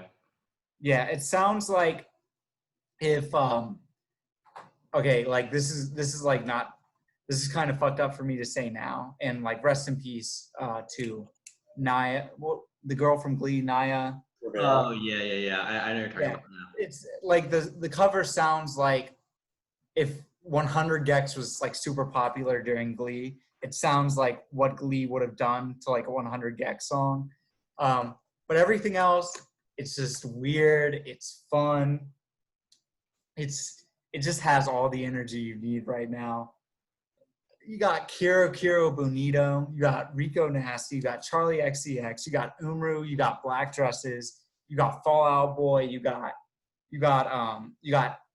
Injury Reserve, who once again rest in peace Jordan Groggs. You got Injury Reserve on there, and it's just so much fun. You can like see how much influence that 100 Gecs had on music as a whole with the artists that they have featured on their album kind of thing. Because it's like all these people that have kind of like taken inspiration from 100 Gecs and just like Lauren Les and like Dylan Brady and like they're just like chaotic genius they have with music where it's just like, hey, we're gonna make a song that sounds like if you were playing PictoChat and like tripping on LSD at the same time. You guys are gonna fucking love it. And it's great. I love 100 Gecs. The album's like a 9 out of 10. Slaps. And then on a completely different note, something that isn't fun and actually really depressing. And I kind of had to take a break from it because I was just like absolutely depressed from watching it was I May Destroy You, the HBO show. Brandon told us to watch, or like recommended us to watch it last week. I got 4 episodes in, and I will say it is a really, really great show, and it is really funny during some moments, but it's really, really sad, and like it's really hard to watch now, because it's just everything that's going on. All the performances are great. Like I still don't feel like I figured out the mystery of it because I'm only 4 episodes in. But there definitely is this kind of like sense of mystery going on throughout the show. I kind of don't want to find out because I feel like it'll be too heartbreaking. But I don't know. Have you finished I May Destroy You, Brandon? Well, here's the thing, because we're only 5 episodes in America, but the series is over in Britain. It's already like, because like it started back like the beginning of June in Britain, but it only started like a few weeks ago here in America. And unfortunately, people have said a lot of stuff about it on Twitter, and it's annoying. But like, I've only gotten like 4 episodes in because I'm gonna watch the rest of it with my girlfriend. She wants to watch it with me, but but from what I've heard, it ends really sadly, and it's very intense. But it ends like it gets from the series. It gets more and more artistic, like as it goes along, and it becomes more and more experimental and very, very kind of like. I've heard a lot of David Lynch comparisons, honestly. A lot of people. I can kind of see that within like the first 4 episodes I've watched, honestly. Yeah. Like it's kind of like the first episode's kind of horrifying. It's also kind of hilarious at the same. Like I don't know how to like describe it. It's this very like very, very dark humor. It's like the darkest form of humor you can ever find, and it's not like trying to make a joke of trauma. It's just trying to show you how people like cover up trauma with humor. Yeah. And it's never like, oh, I'm like laughing out loud. It's more of just like, oh, I'm awkward chuckling at this, like because this is what else to do. But like, I can understand that they're trying to give this a sense of humor. And like we were talking about this on Friday. The 4th episode's like, it's sad. Like it's sad. Like the opening of the episode's really great. And like the more I think about it, it's just. Because like it follows like a side character that's been throughout like the season so far kind of thing. And like you've seen like how he's like perusing apps like Grindr and things like that. And then it's just how quickly that can turn and like how violent and how you can like, I don't want to say throw, but like there's this kind of like relationship going on in the background that comes into the foreground, and then how like quickly he can ruin it and how quickly that can turn evil. There's a lot going on in that episode, and it's really hard to watch, especially like the last like 5 minutes, and that like last phone call he has with her, or like, and it's like it's so, and he's such a good actor as well. He's honestly the best on the show. Like he's so good, and that conversation he has with the guy, like when they're walking to like his, like when they're walking.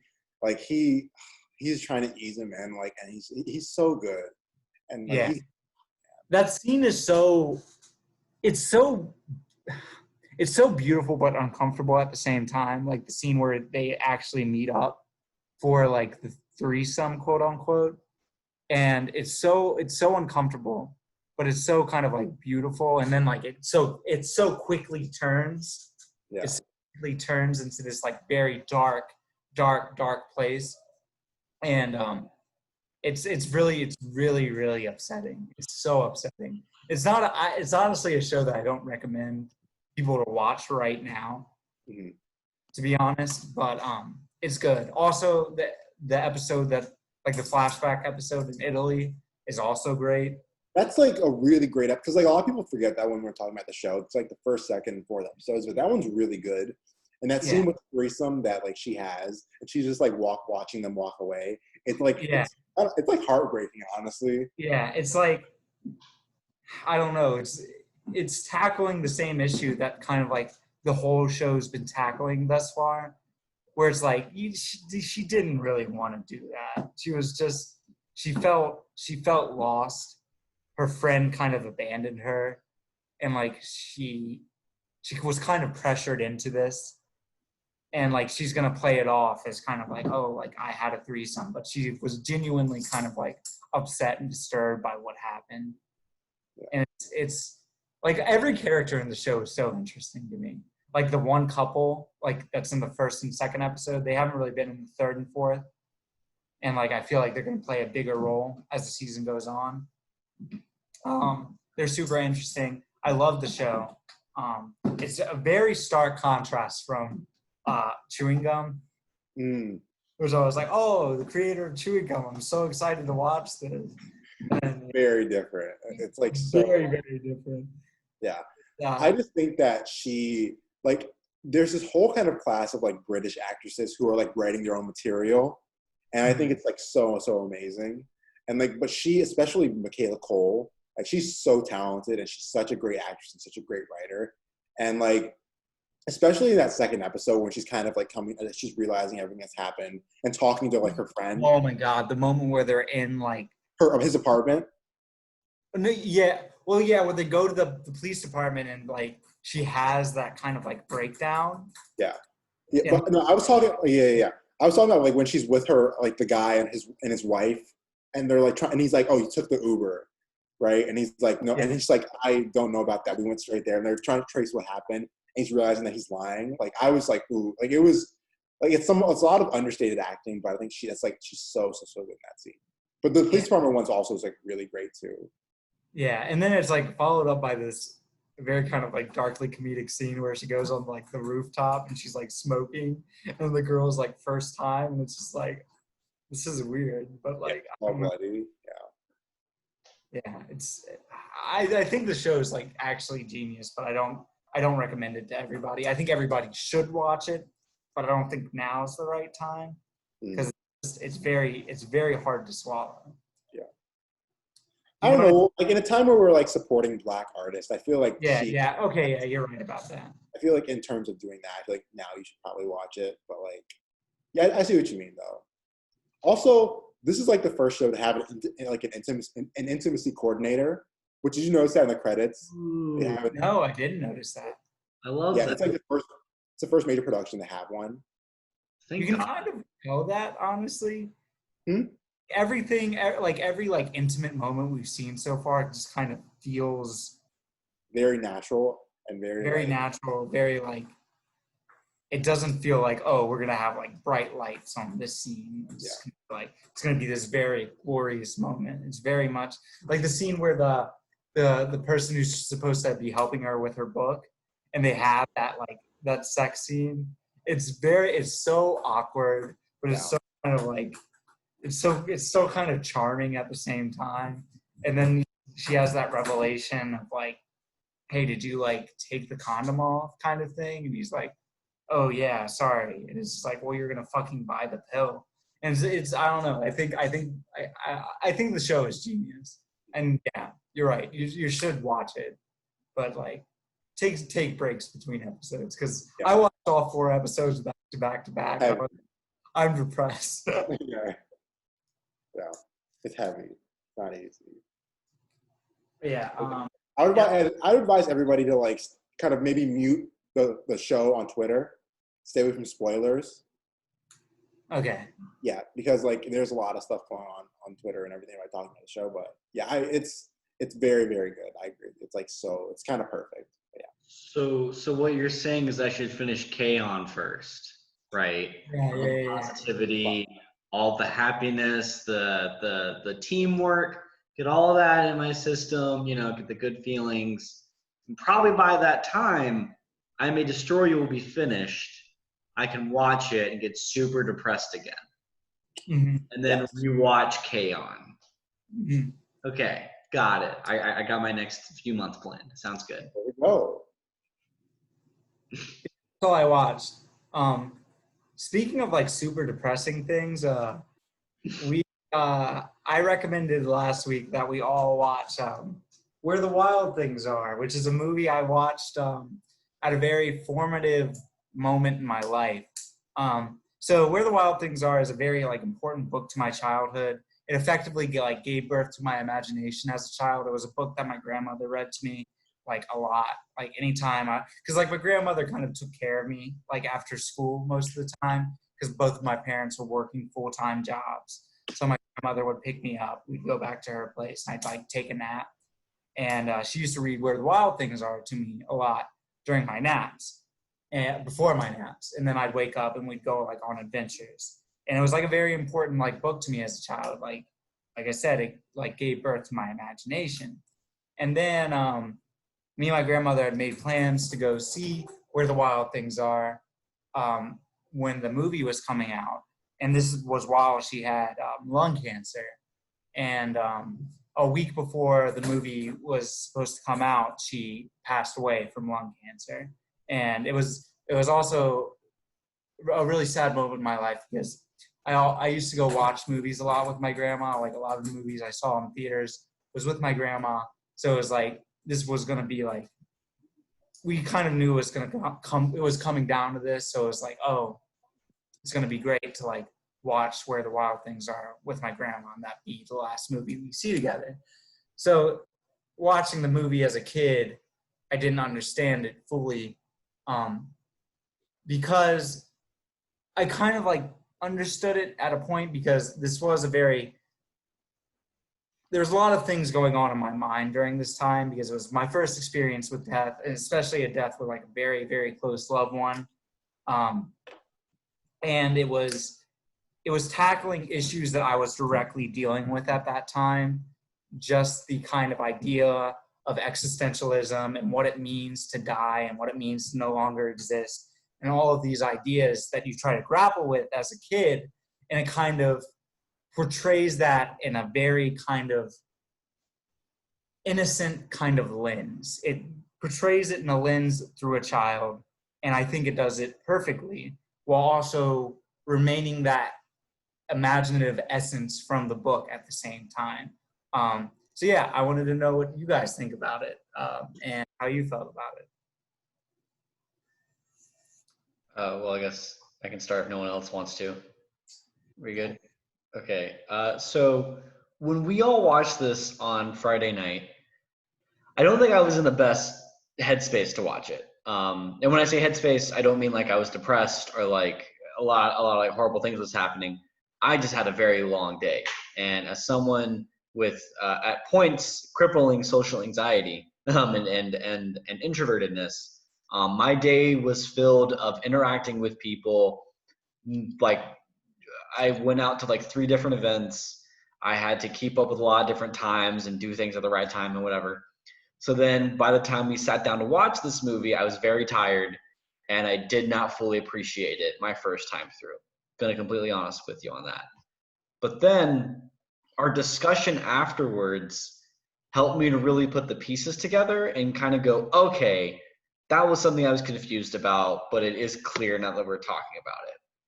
And so I decided that yesterday I was going to give the movie a fair shake, and I watched it for a second time. And that second time, the movie really, really got to me. The movie really fucking hit me. Where it went from a movie that I thought was good, but maybe not for me, to a movie that I really admire and really, really love.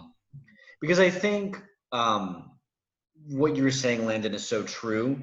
That's dealing with a lot of like complex issues and a lot of dark existentialism, growing up, processing a lot of different complex emotions in a very innocent, childlike way, to the point where it's not talking down to kids, but talking with them, like meeting them at their level.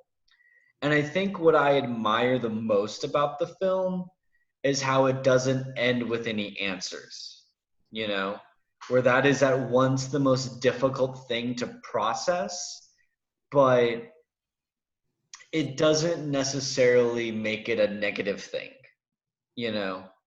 I think that there are a lot of pieces of media, especially media made for adults, that end with unanswered questions. And then you're supposed to feel bad and sad and like cheated, you know. You're supposed to be like, you know, they're supposed to make you feel negative.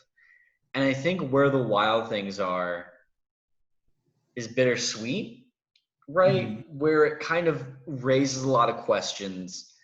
It shows how, you know, this kids and particularly Max, uses imagination to process their emotions and then use that imagination and then process their emotions to mature, to become an adult, to leave behind childish things. But it doesn't have any definitive answers, right? There isn't like, you know, the movie doesn't get to the end and go, hey, yeah, the sun's gonna die, but don't worry about it. Everything will be okay. The movie's just kind of like, yeah, the sun's gonna die. That sucks. Yeah. Okay, moving on, you know. Just like, I just feel like it deals with these themes. It doesn't give you answers, and I think that's so important. And I think it's so well done to not frame it as like anything necessarily bad or good, but more just natural. It's more just like a part of life, and it's hard to deal with, but you know, it's worth doing, it's worth understanding and reconciling with. And I just think it's a much smarter movie and a much more well-handled movie than a lot of people give it credit for, including myself on that first viewing. And I think a lot of that came from our discussion after watching the movies when I fully realized that. And yeah, I feel like. But no, I was done. Go ahead. I remember watching this movie as a kid, and I remember liking it, but I wasn't like in love with it. And I think I liked it because it did come at like such a specific point in my life. But like I didn't really fully fall in love with it until like I was in 2015 or like 2016 kind of thing, where I was kind of more able to grasp those kind of things. And I rewatched it and it was like, oh shit, I love this movie, and now I can kind of fully understand what I was going through during this time. And I feel like that's because I feel like this movie seeped itself into a lot of kids' like unconscious or like subconscious, because like it's a terrifying movie. It's like it's scary for kids, So, and like they're adults as well. The scene when you meet the things, right, the wild things, is genuinely terrifying. Yeah, Like, it's actually really upsetting. Where it's like it just surrounds them, and it's like these very like harsh cuts where it's like close-ups like to their faces, and it's just like, but yeah, I think it kind of like seeps into a lot of people's subconscious, because everybody that I've talked to that like watched this movie as a kid, they're like, oh, I really hated that movie. And I'll be like, but did you hate it or did you not understand it, kind of thing? And then they'll go back and watch it, and I'll be like, maybe you should just like rewatch it. And they'll go back and watch it, and they'll be like, oh wow, like I genuinely like love this movie. And I think that's the most powerful aspect of the film, is just how it's able to grow with the people that watched it when it originally came out. Because those ideas, they're still in people's head. Like I legitimately remember like them saying like, oh, the son's going to die. And then they have that conversation, Carol and him, and it's just like, where they're like, oh, the son's never going to die. Like, I'm big and you're the king. Like, how could it affect people like us? And then like you have that scene near the end where like Carol's like, the son died, and it's like portraying his anxiety, where that thought kind of entered his head, and it just kind of like persuaded itself into there. And it's like that scene like really stuck with me. And like anytime like the idea of like the son dying is brought up into a conversation, I'm like, oh, where the wild things are. But yeah, I think that's the most powerful aspect of the movie, is just how it's able to like kind of like go in there and just like, you know what I mean? I watched this movie for the first time when I was 13 years old, and I watched it on cable. And it was very much what like Landon said, honestly. It was me being like, oh, what is this thing? Like I remember reading the book, but it's nothing like the book. Oh, this is annoying. Like, what's wrong? When's it gonna end? Oh, what's this kid, Max Records? What a stupid fucking name. And it's like, and then that's really all I remember from it. But like, and I hadn't seen it in like 7 years. And so I was kind of interested to see how I would react to it the second time around. And the biggest thing I could take away from my second viewing of it is how impressive it is and how much of a technical achievement it is, and how Spike Jonze has never really been known as like a director for like big spectacles or whatever, but like this is a film with like his biggest budget ever. And I think that I really admire how much he's able to draw from his imagination for the film. Because the book we talked about when we were watching the movie, the book is like very short. It's like 26 pages or something, right? Yeah. Yeah. Yeah, it's something like that. Something like that, yeah. And like how much he's able to draw it out, and how like rich he makes it so rich and so layered, and how he makes Max into this fully developed character with so little from the book. And if I would have seen this film and had the same understanding as I did do now of it, like back then, I feel like it would have been a lot more impactful, because there's so much the film tackles and so much it wants to say about Max and about growing up, and about how I kind of had a weird connection to this with like The Last Jedi. I was thinking about this in The Last Jedi, and how like the idea of killing I thought of it in that aspect of it. It's like, okay, in order to be the person you need to be, you need to kind of like find everything you did wrong, and like find everything that's wrong you think is wrong with you from like your past, and kind of like reconcile with it, and then move on to a different stage of your life. And we talked about it too. Well, after we watched the film, that last scene with his mom, where he's just eating the soup. And like they're just like she's just like looking at, or like because she's falling asleep, right? And like he's just like, yeah. And like There's just like this. The scene is just, it's two shots back and forth. It's like it's a shot reverse shot, and it's like him eating his food, and they're just like staring at each other, kind of thing. And then like every time it like reverses back to her, you can like see her eyes getting heavier and heavier. And like the last time it cuts to her eyes are closed. Cuts to Max. And he just has a giant grin on his face, and it's just like him kind of like taking a deep breath, and then it cuts to the credits. Yeah, it's so good, and it's like so peaceful. And after this entire film, where there's been like a lot of like not action, but a lot of like a lot of stuff happening, and there's so much like stimulation and everything, kind of ending it with that scene of just like peace and like this him and his mom kind of reconciling, and it's not going to last forever. But like, that whatever happens, they're always going to be in that place. They're always going to have that love for each other. And that kind of really touched me more. That touched me a lot more than I thought it would. So I remember how the film ended, but I did not think it would hit me in the way it did. And that scene hit me like more. I actually kind of started to tear up a little bit in that scene. So I was like, oh my God, this is actually really beautiful. And like, there's so much like, and there's so much everybody can take away from that scene, but I just like remember that's the scene that success more than anything, honestly. Yeah.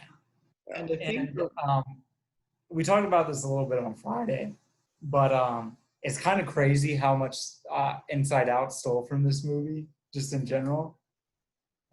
I don't know if I'm like just tripping, but like I feel like all of the wild things are kind of like all of his kind of emotions just in general. And it's like him running away. And then you have that moment at the end where he comes back, and there's that moment where they all hug and they're on the floor. And it's just like, this is just Inside Out. But like, I feel like this is so much truer to like the idea of adolescence than Inside Out is, if you know what I mean. I agree. The chaotic good of adolescence, where it's just like, hey, like here's this like really beautiful moment where all the wild things are coming together and they're like building this fort. And then like the next scene, like, oh, we're gonna have a dirt clot fight and we're all gonna hate each other after this. It just captures that kind of like manic emotional shift you have as like child, like your emotions, how quickly they can change. Where it's like, I don't want to play with you anymore. And then you stomp off and you're like, it just captures that so perfectly. And so two things I wanted to mention real quick.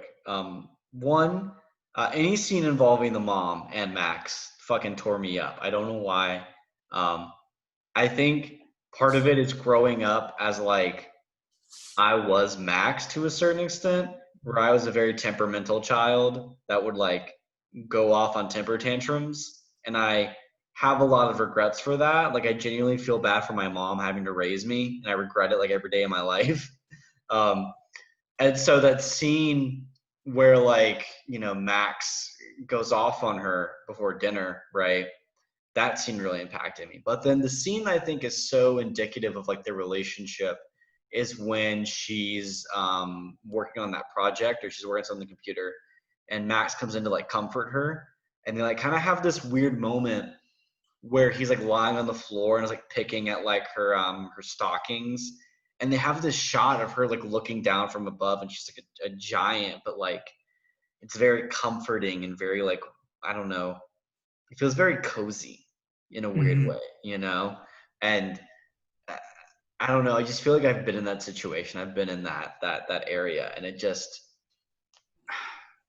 it's this weird thing of like, I feel like in the beginning Max doesn't understand his mom.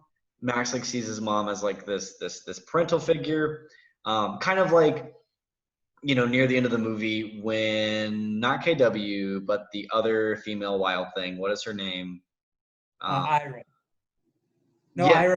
yes, Ira. When Ira goes off on Max and says like, you know, you're not supposed to get mad at me. If I say I want to eat you up, you should say yes. Like please eat me up. Like that's how Max feels about his mom, like not understanding what she's going through and understanding any of the shit that she's dealing with. And I think that what's so powerful about that final shot is like they're equals. You know, they're at the table. They both are kind of on the same level. You know, they have this unspoken connection, this unspoken understanding of each other. And I think that Max kind of realizes that, even if it's never spoken. And I just think it's so powerful how it's expressed almost entirely visually, you know, like just showing you that. And I don't know, rewatching the movie made me really appreciate the opening, like the opening sequence before he goes to the island, of how well it sets up literally the rest of the movie. Yeah. Like it's almost like a fucking Edgar Wright movie, whereas Heller tells you exactly what's gonna happen. You know, like, I'm sorry, this movie is just so good. It's like it's literally a beat for beat. Everything that's so it's like it's a 10-minute scene, and within that 10 minutes, you get everything that's gonna happen on the island. Yep. But then the island just kind of stretches that out and analyzes it for like an hour long, and it's just perfect.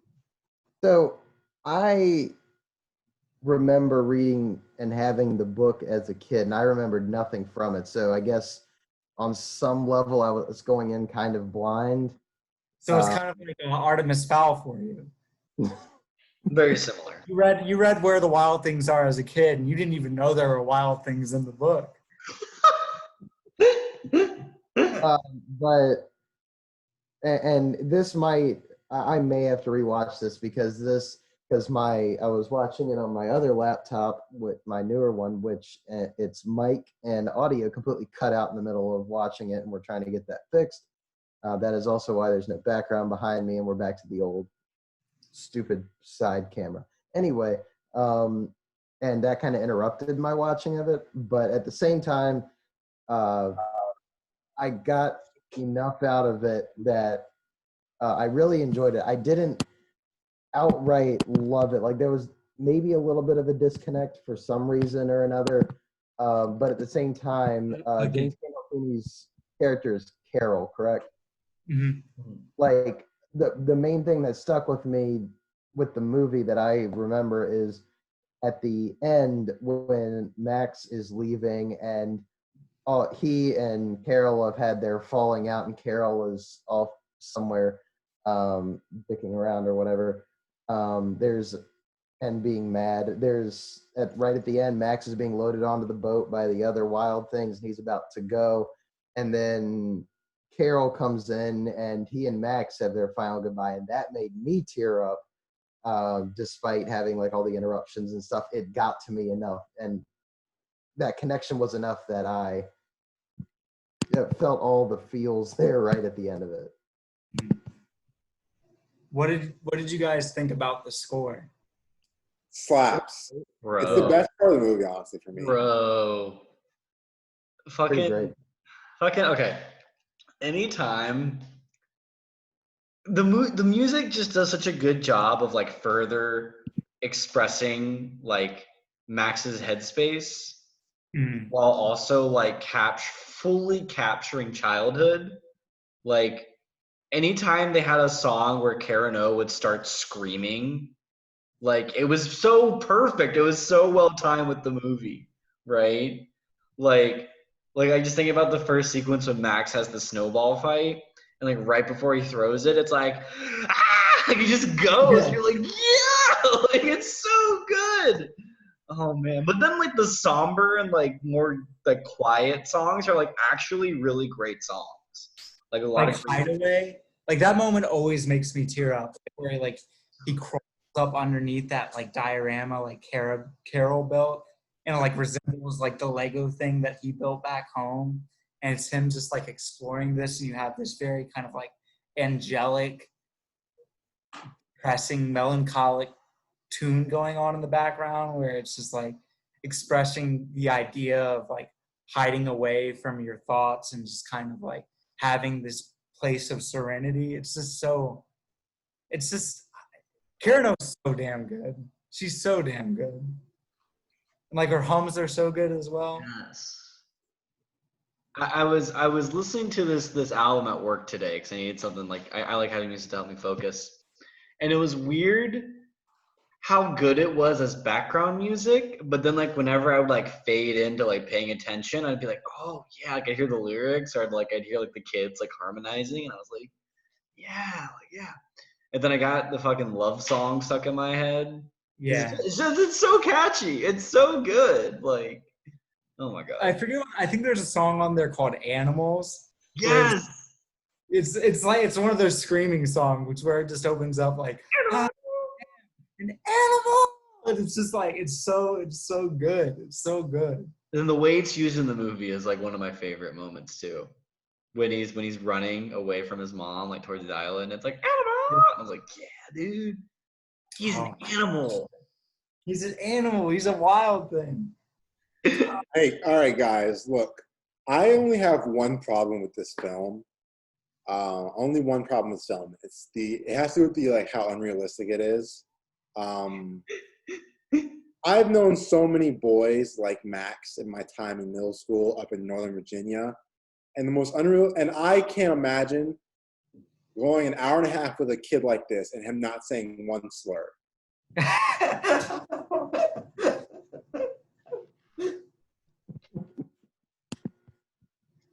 That's it. Honestly, that's it. The rest of the film slaps. It's perfect, but that's the only thing. So you wanted Max to say a slur? I don't want him to say a slur, but I'm just saying, like, if we have to have the protagonist of the film be a young, well, how was he, 12, 13-year-old white boy, then, like, odds are he's going to say a slur. He's going to have a heated gamer moment, okay? He's going to be playing Fortnite and, like, in his little onesie. And he'll get his Alexander's like talking too much. Huh? Alexander's like talking too much in the background. He's just like, shut up, and he just says the N-word. Yeah. He meets Bob and Terry, and he's just like, man, they look like a couple. And he's like, oh, okay, well. Speaking of Alexander, quick shout out to Paul Dano, who's pretty great in this. Yeah. I'm not playing with you guys. Even when he's wearing a suit, he cannot escape getting beat up in a movie. He threw it at me when I was hurt. That's not fair. So the movie's hilarious. There's some Yeah. It's like genuinely a really funny movie. Like the whole underlying joke about like Richard the raccoon or whatever his name is. And when he gets swallowed by KW and he's like, hey Richard. Anything with I don't know why, but just oh my god. The guy that voices Carol, that actor. James Gandolfini. Yeah, James Gandolfini. Just like, I don't know. Him acting like a child just cracks me up. Like, hey, King, watch me do this. And he just like jumps up and hits a branch, and he's like, "I'll get you, branch!" Like just acting really childish. Like just cracks me up. Like. We talked So about where the were use you? of King Oh, too. Adam, you go. Sorry? No, I was saying we were talking after the movie about like the use of how often they say the word king, and in today's climate, how that has a different connotation now. Yeah, it's like Max thanks. is a king. Let's be honest. Max is a king. Max is a king. Any slurs, which Brandon has a problem with. I'm just saying, like, it's not realistic. It has to be true to life. This is pre-Call of Duty Modern Warfare 2 era America, and we have one of those kids. We have to have them. Like, we say the N-word. You know, Spike Jonze should have taken some notes from Quentin Tarantino when he was writing the Django Unchained script. I can guarantee you, he went in there. He snuck into Saw. He snuck in to see Django Unchained. That was one of the special features, and this album or this Max said the N-word? No, this movie originally got an R rating. What? Yeah, and they had to cut it. They had to like do like severe cuts to the movie. What happened? What? I have no idea, but I don't know. There's a scene where Carol like rips someone in half, and it's like really bloody. I think I saw on Wikipedia, it was, from what I remember just off the top of my head, I think it was just a lot darker. I don't know what made it get the R rating, but like the studio wanted a completely different movie. Spike wanted a different movie, and so they kind of met in the middle. That's all I know. Yeah. Maybe Max did say the N-word. Honestly, Outtakes are just like, full he's of- on set. He was getting interviewed by Steven Spielberg. He's like, "Look, this experience has been so good. It's just like one thing. Spike just lets too many on set, and it's just it." And yeah, so just like, it's like, all right, Max, we can't deal with it anymore. It's like, Spike is you really have to stop pushing- saying the word. Yeah. It's just a word, okay? Yeah. It just means like a bunch of crows. It's fine. I was, It's not a slur. It's just like, a word. I have a black friend. He lets me say it all the time. I don't understand what the issue is. I have one black friend, okay? He lets me say it. Oh my God. But yeah, so I want to know how you guys think this compares to Spike Jonze's other work. Because I personally think it's his best work. And it's his most passionate piece of work. Yeah, I went back and forth on it, and I was going back and forth between thinking this or like Spike or me being John Malkovich was his best. But honestly, I agree with you. I think this is like, I agree. The only thing of his I've seen, I was kind of shocked that I hadn't seen any of his movies before this. The only other thing I had seen is the Aziz Ansari Netflix special that he did last year. That's the only other Spike Jonze thing I've seen. So onto my watch list to go Her and Being John Malkovich, and yeah. Landon, you know what's better than this? What? Is the FKA Twigs Anderson .Paak commercial. Yeah, you're right. Oh. I can't argue with you on that. Well, I mean, come on, like The Apple commercial with, oh man, that's so good. It's so good. you know, I hate capitalism, but honestly, sometimes it be hidden good. It be hidden right sometimes. I don't know. It be hidden sometimes. Oh man, that's like the perfect quarantine like video. You know what I mean? Yeah. Like somebody vibing in their apartment, dancing. Losing their mind. Yeah, losing their mind, like dancing, like it's almost like the ending of Annihilation. What do you think? Honestly, when you think about it, What? Oh, I haven't seen this. What? Okay. Perfect. you gotta watch it. Also, that Spike Jonze, FKA Twigs, and Anderson .Paak. that Anderson .Paak song is really good too. It's not even on Spotify. Yeah, it is. It is? Okay. It wasn't for the longest time. I was like, when are they going to put it on? Yeah. It's so good. But that's my favorite Anderson .Paak song, honestly. I think this is Spike Jonze's best movie. I think because he helped. This is like one of the movies that one of the only movies he like wrote a script for as well. Like he wrote part of the script for Where the Wild Things Are. a lot of people are like, oh, Her is the first time like he wrote and directed something, but like Where the Wild Things Are is like he wrote and directed this movie as well, and it's kind of. And well, I'll say I sent a link to it. Take some time. Sorry. No, I sent a link to the song in the chat. Sorry, Sam. Go ahead. You're fine. I was gonna say like I'm partial to Her just because I've seen that movie like more times and it's been with me a lot longer than Where the Wild Things Are. So I'm partial to say that I like it more, but I can't argue with Where the Wild Things Are being a tighter movie. I can't argue with Where the Wild Things Are being a much more focused and like more well-realized film, you know? Mhm. Like you two saying that Where the Wild Things Are is his best movie. I believe it. I really wouldn't be surprised. I also haven't seen Being John Malkovich, so I can't confirm that either. But Being Malkovich slaps. Mhm. Spectre hasn't really made a bad movie necessarily, but Where the Wild Things Are just holds a special place in my heart. So, what'd you guys give it on Letterboxd? We'll wrap this up. I think I haven't changed it yet. I gave it 4 when I originally, but I might give it a 4.5. I'm gonna give it a 4.5. I also gave it 4.5 stars, and that was after our discussion. And after I saw the movie a second time, I was like, yeah, that's a 4.5 star movie that over the next few years might become a 5-star movie. Who knows? Yeah, I agree with that. I gave it just because of again, a rewatch might benefit, but I gave it 3.5 just because there was that weird little disconnect. But it might improve on rewatch, which hopefully I'll be doing soon. It's okay, Adam. Everybody's wrong sometimes.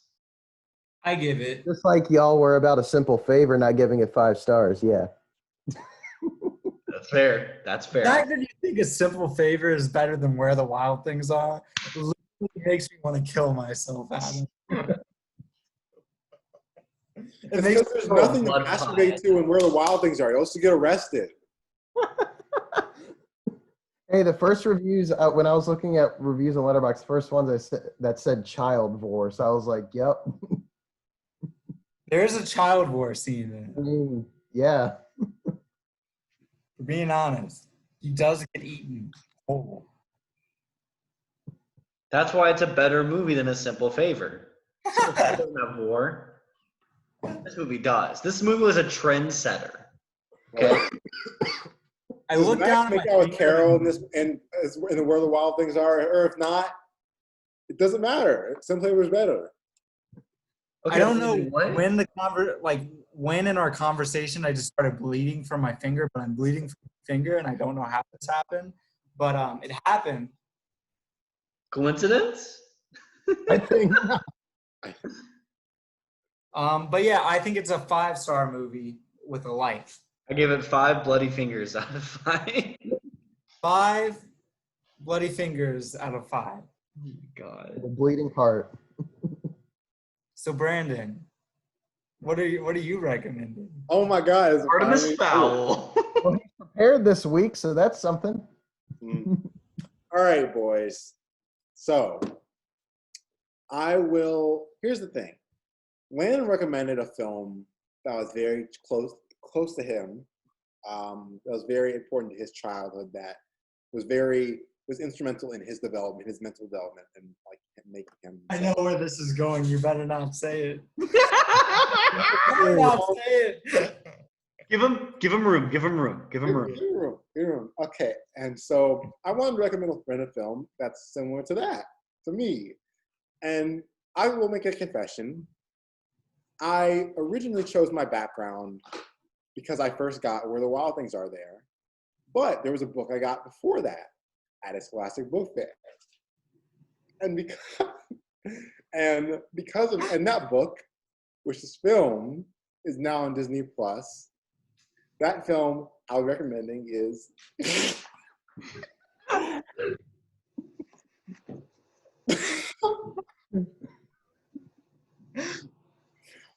that film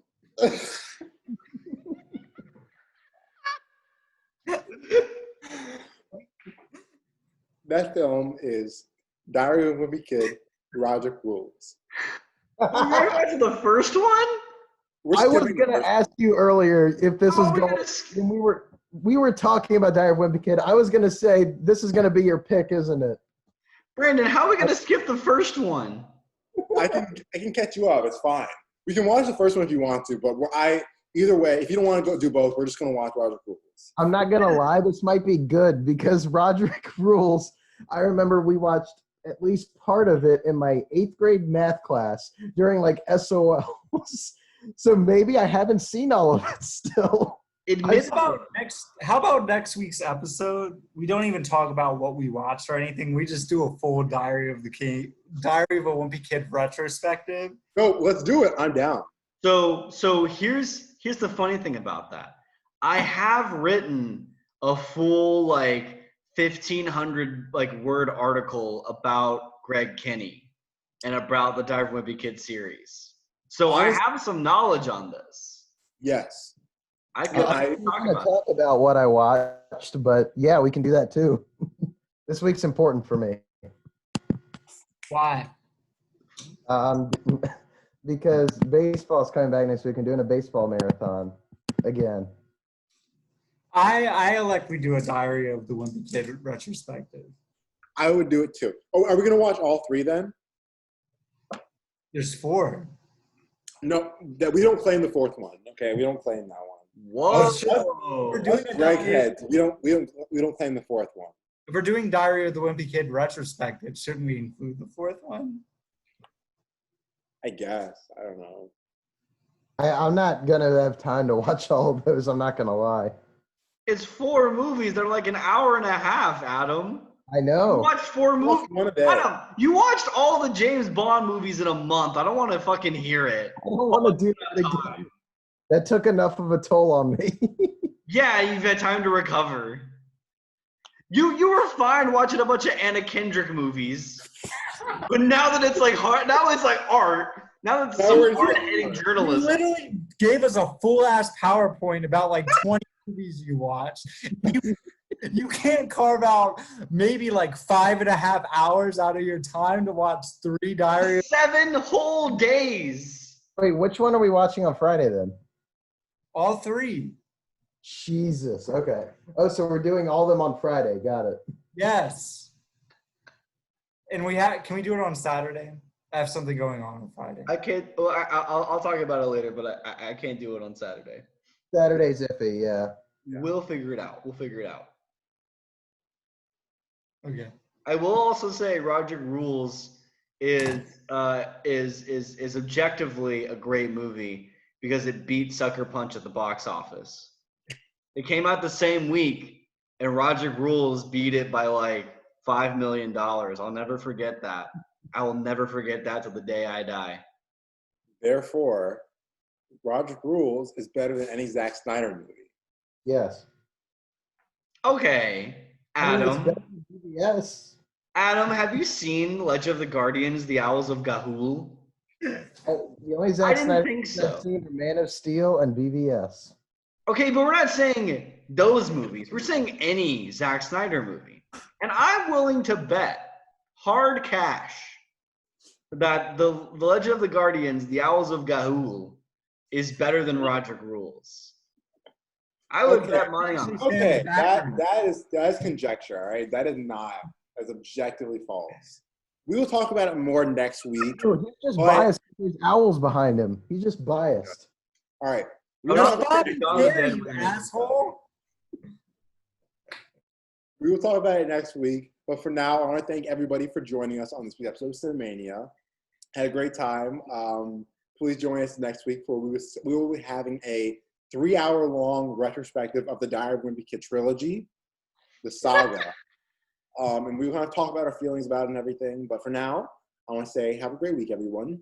Goodbye, for my co-hosts. Landon Roberts. Adam Cheek. And Sam, the Legend of the Guardians, Owls of Ga'Hoole, Goodrich. And I'm Brandon, Wimpy Kid, Shellingford. And have a great week, everybody. Thank you for joining us again. Bye.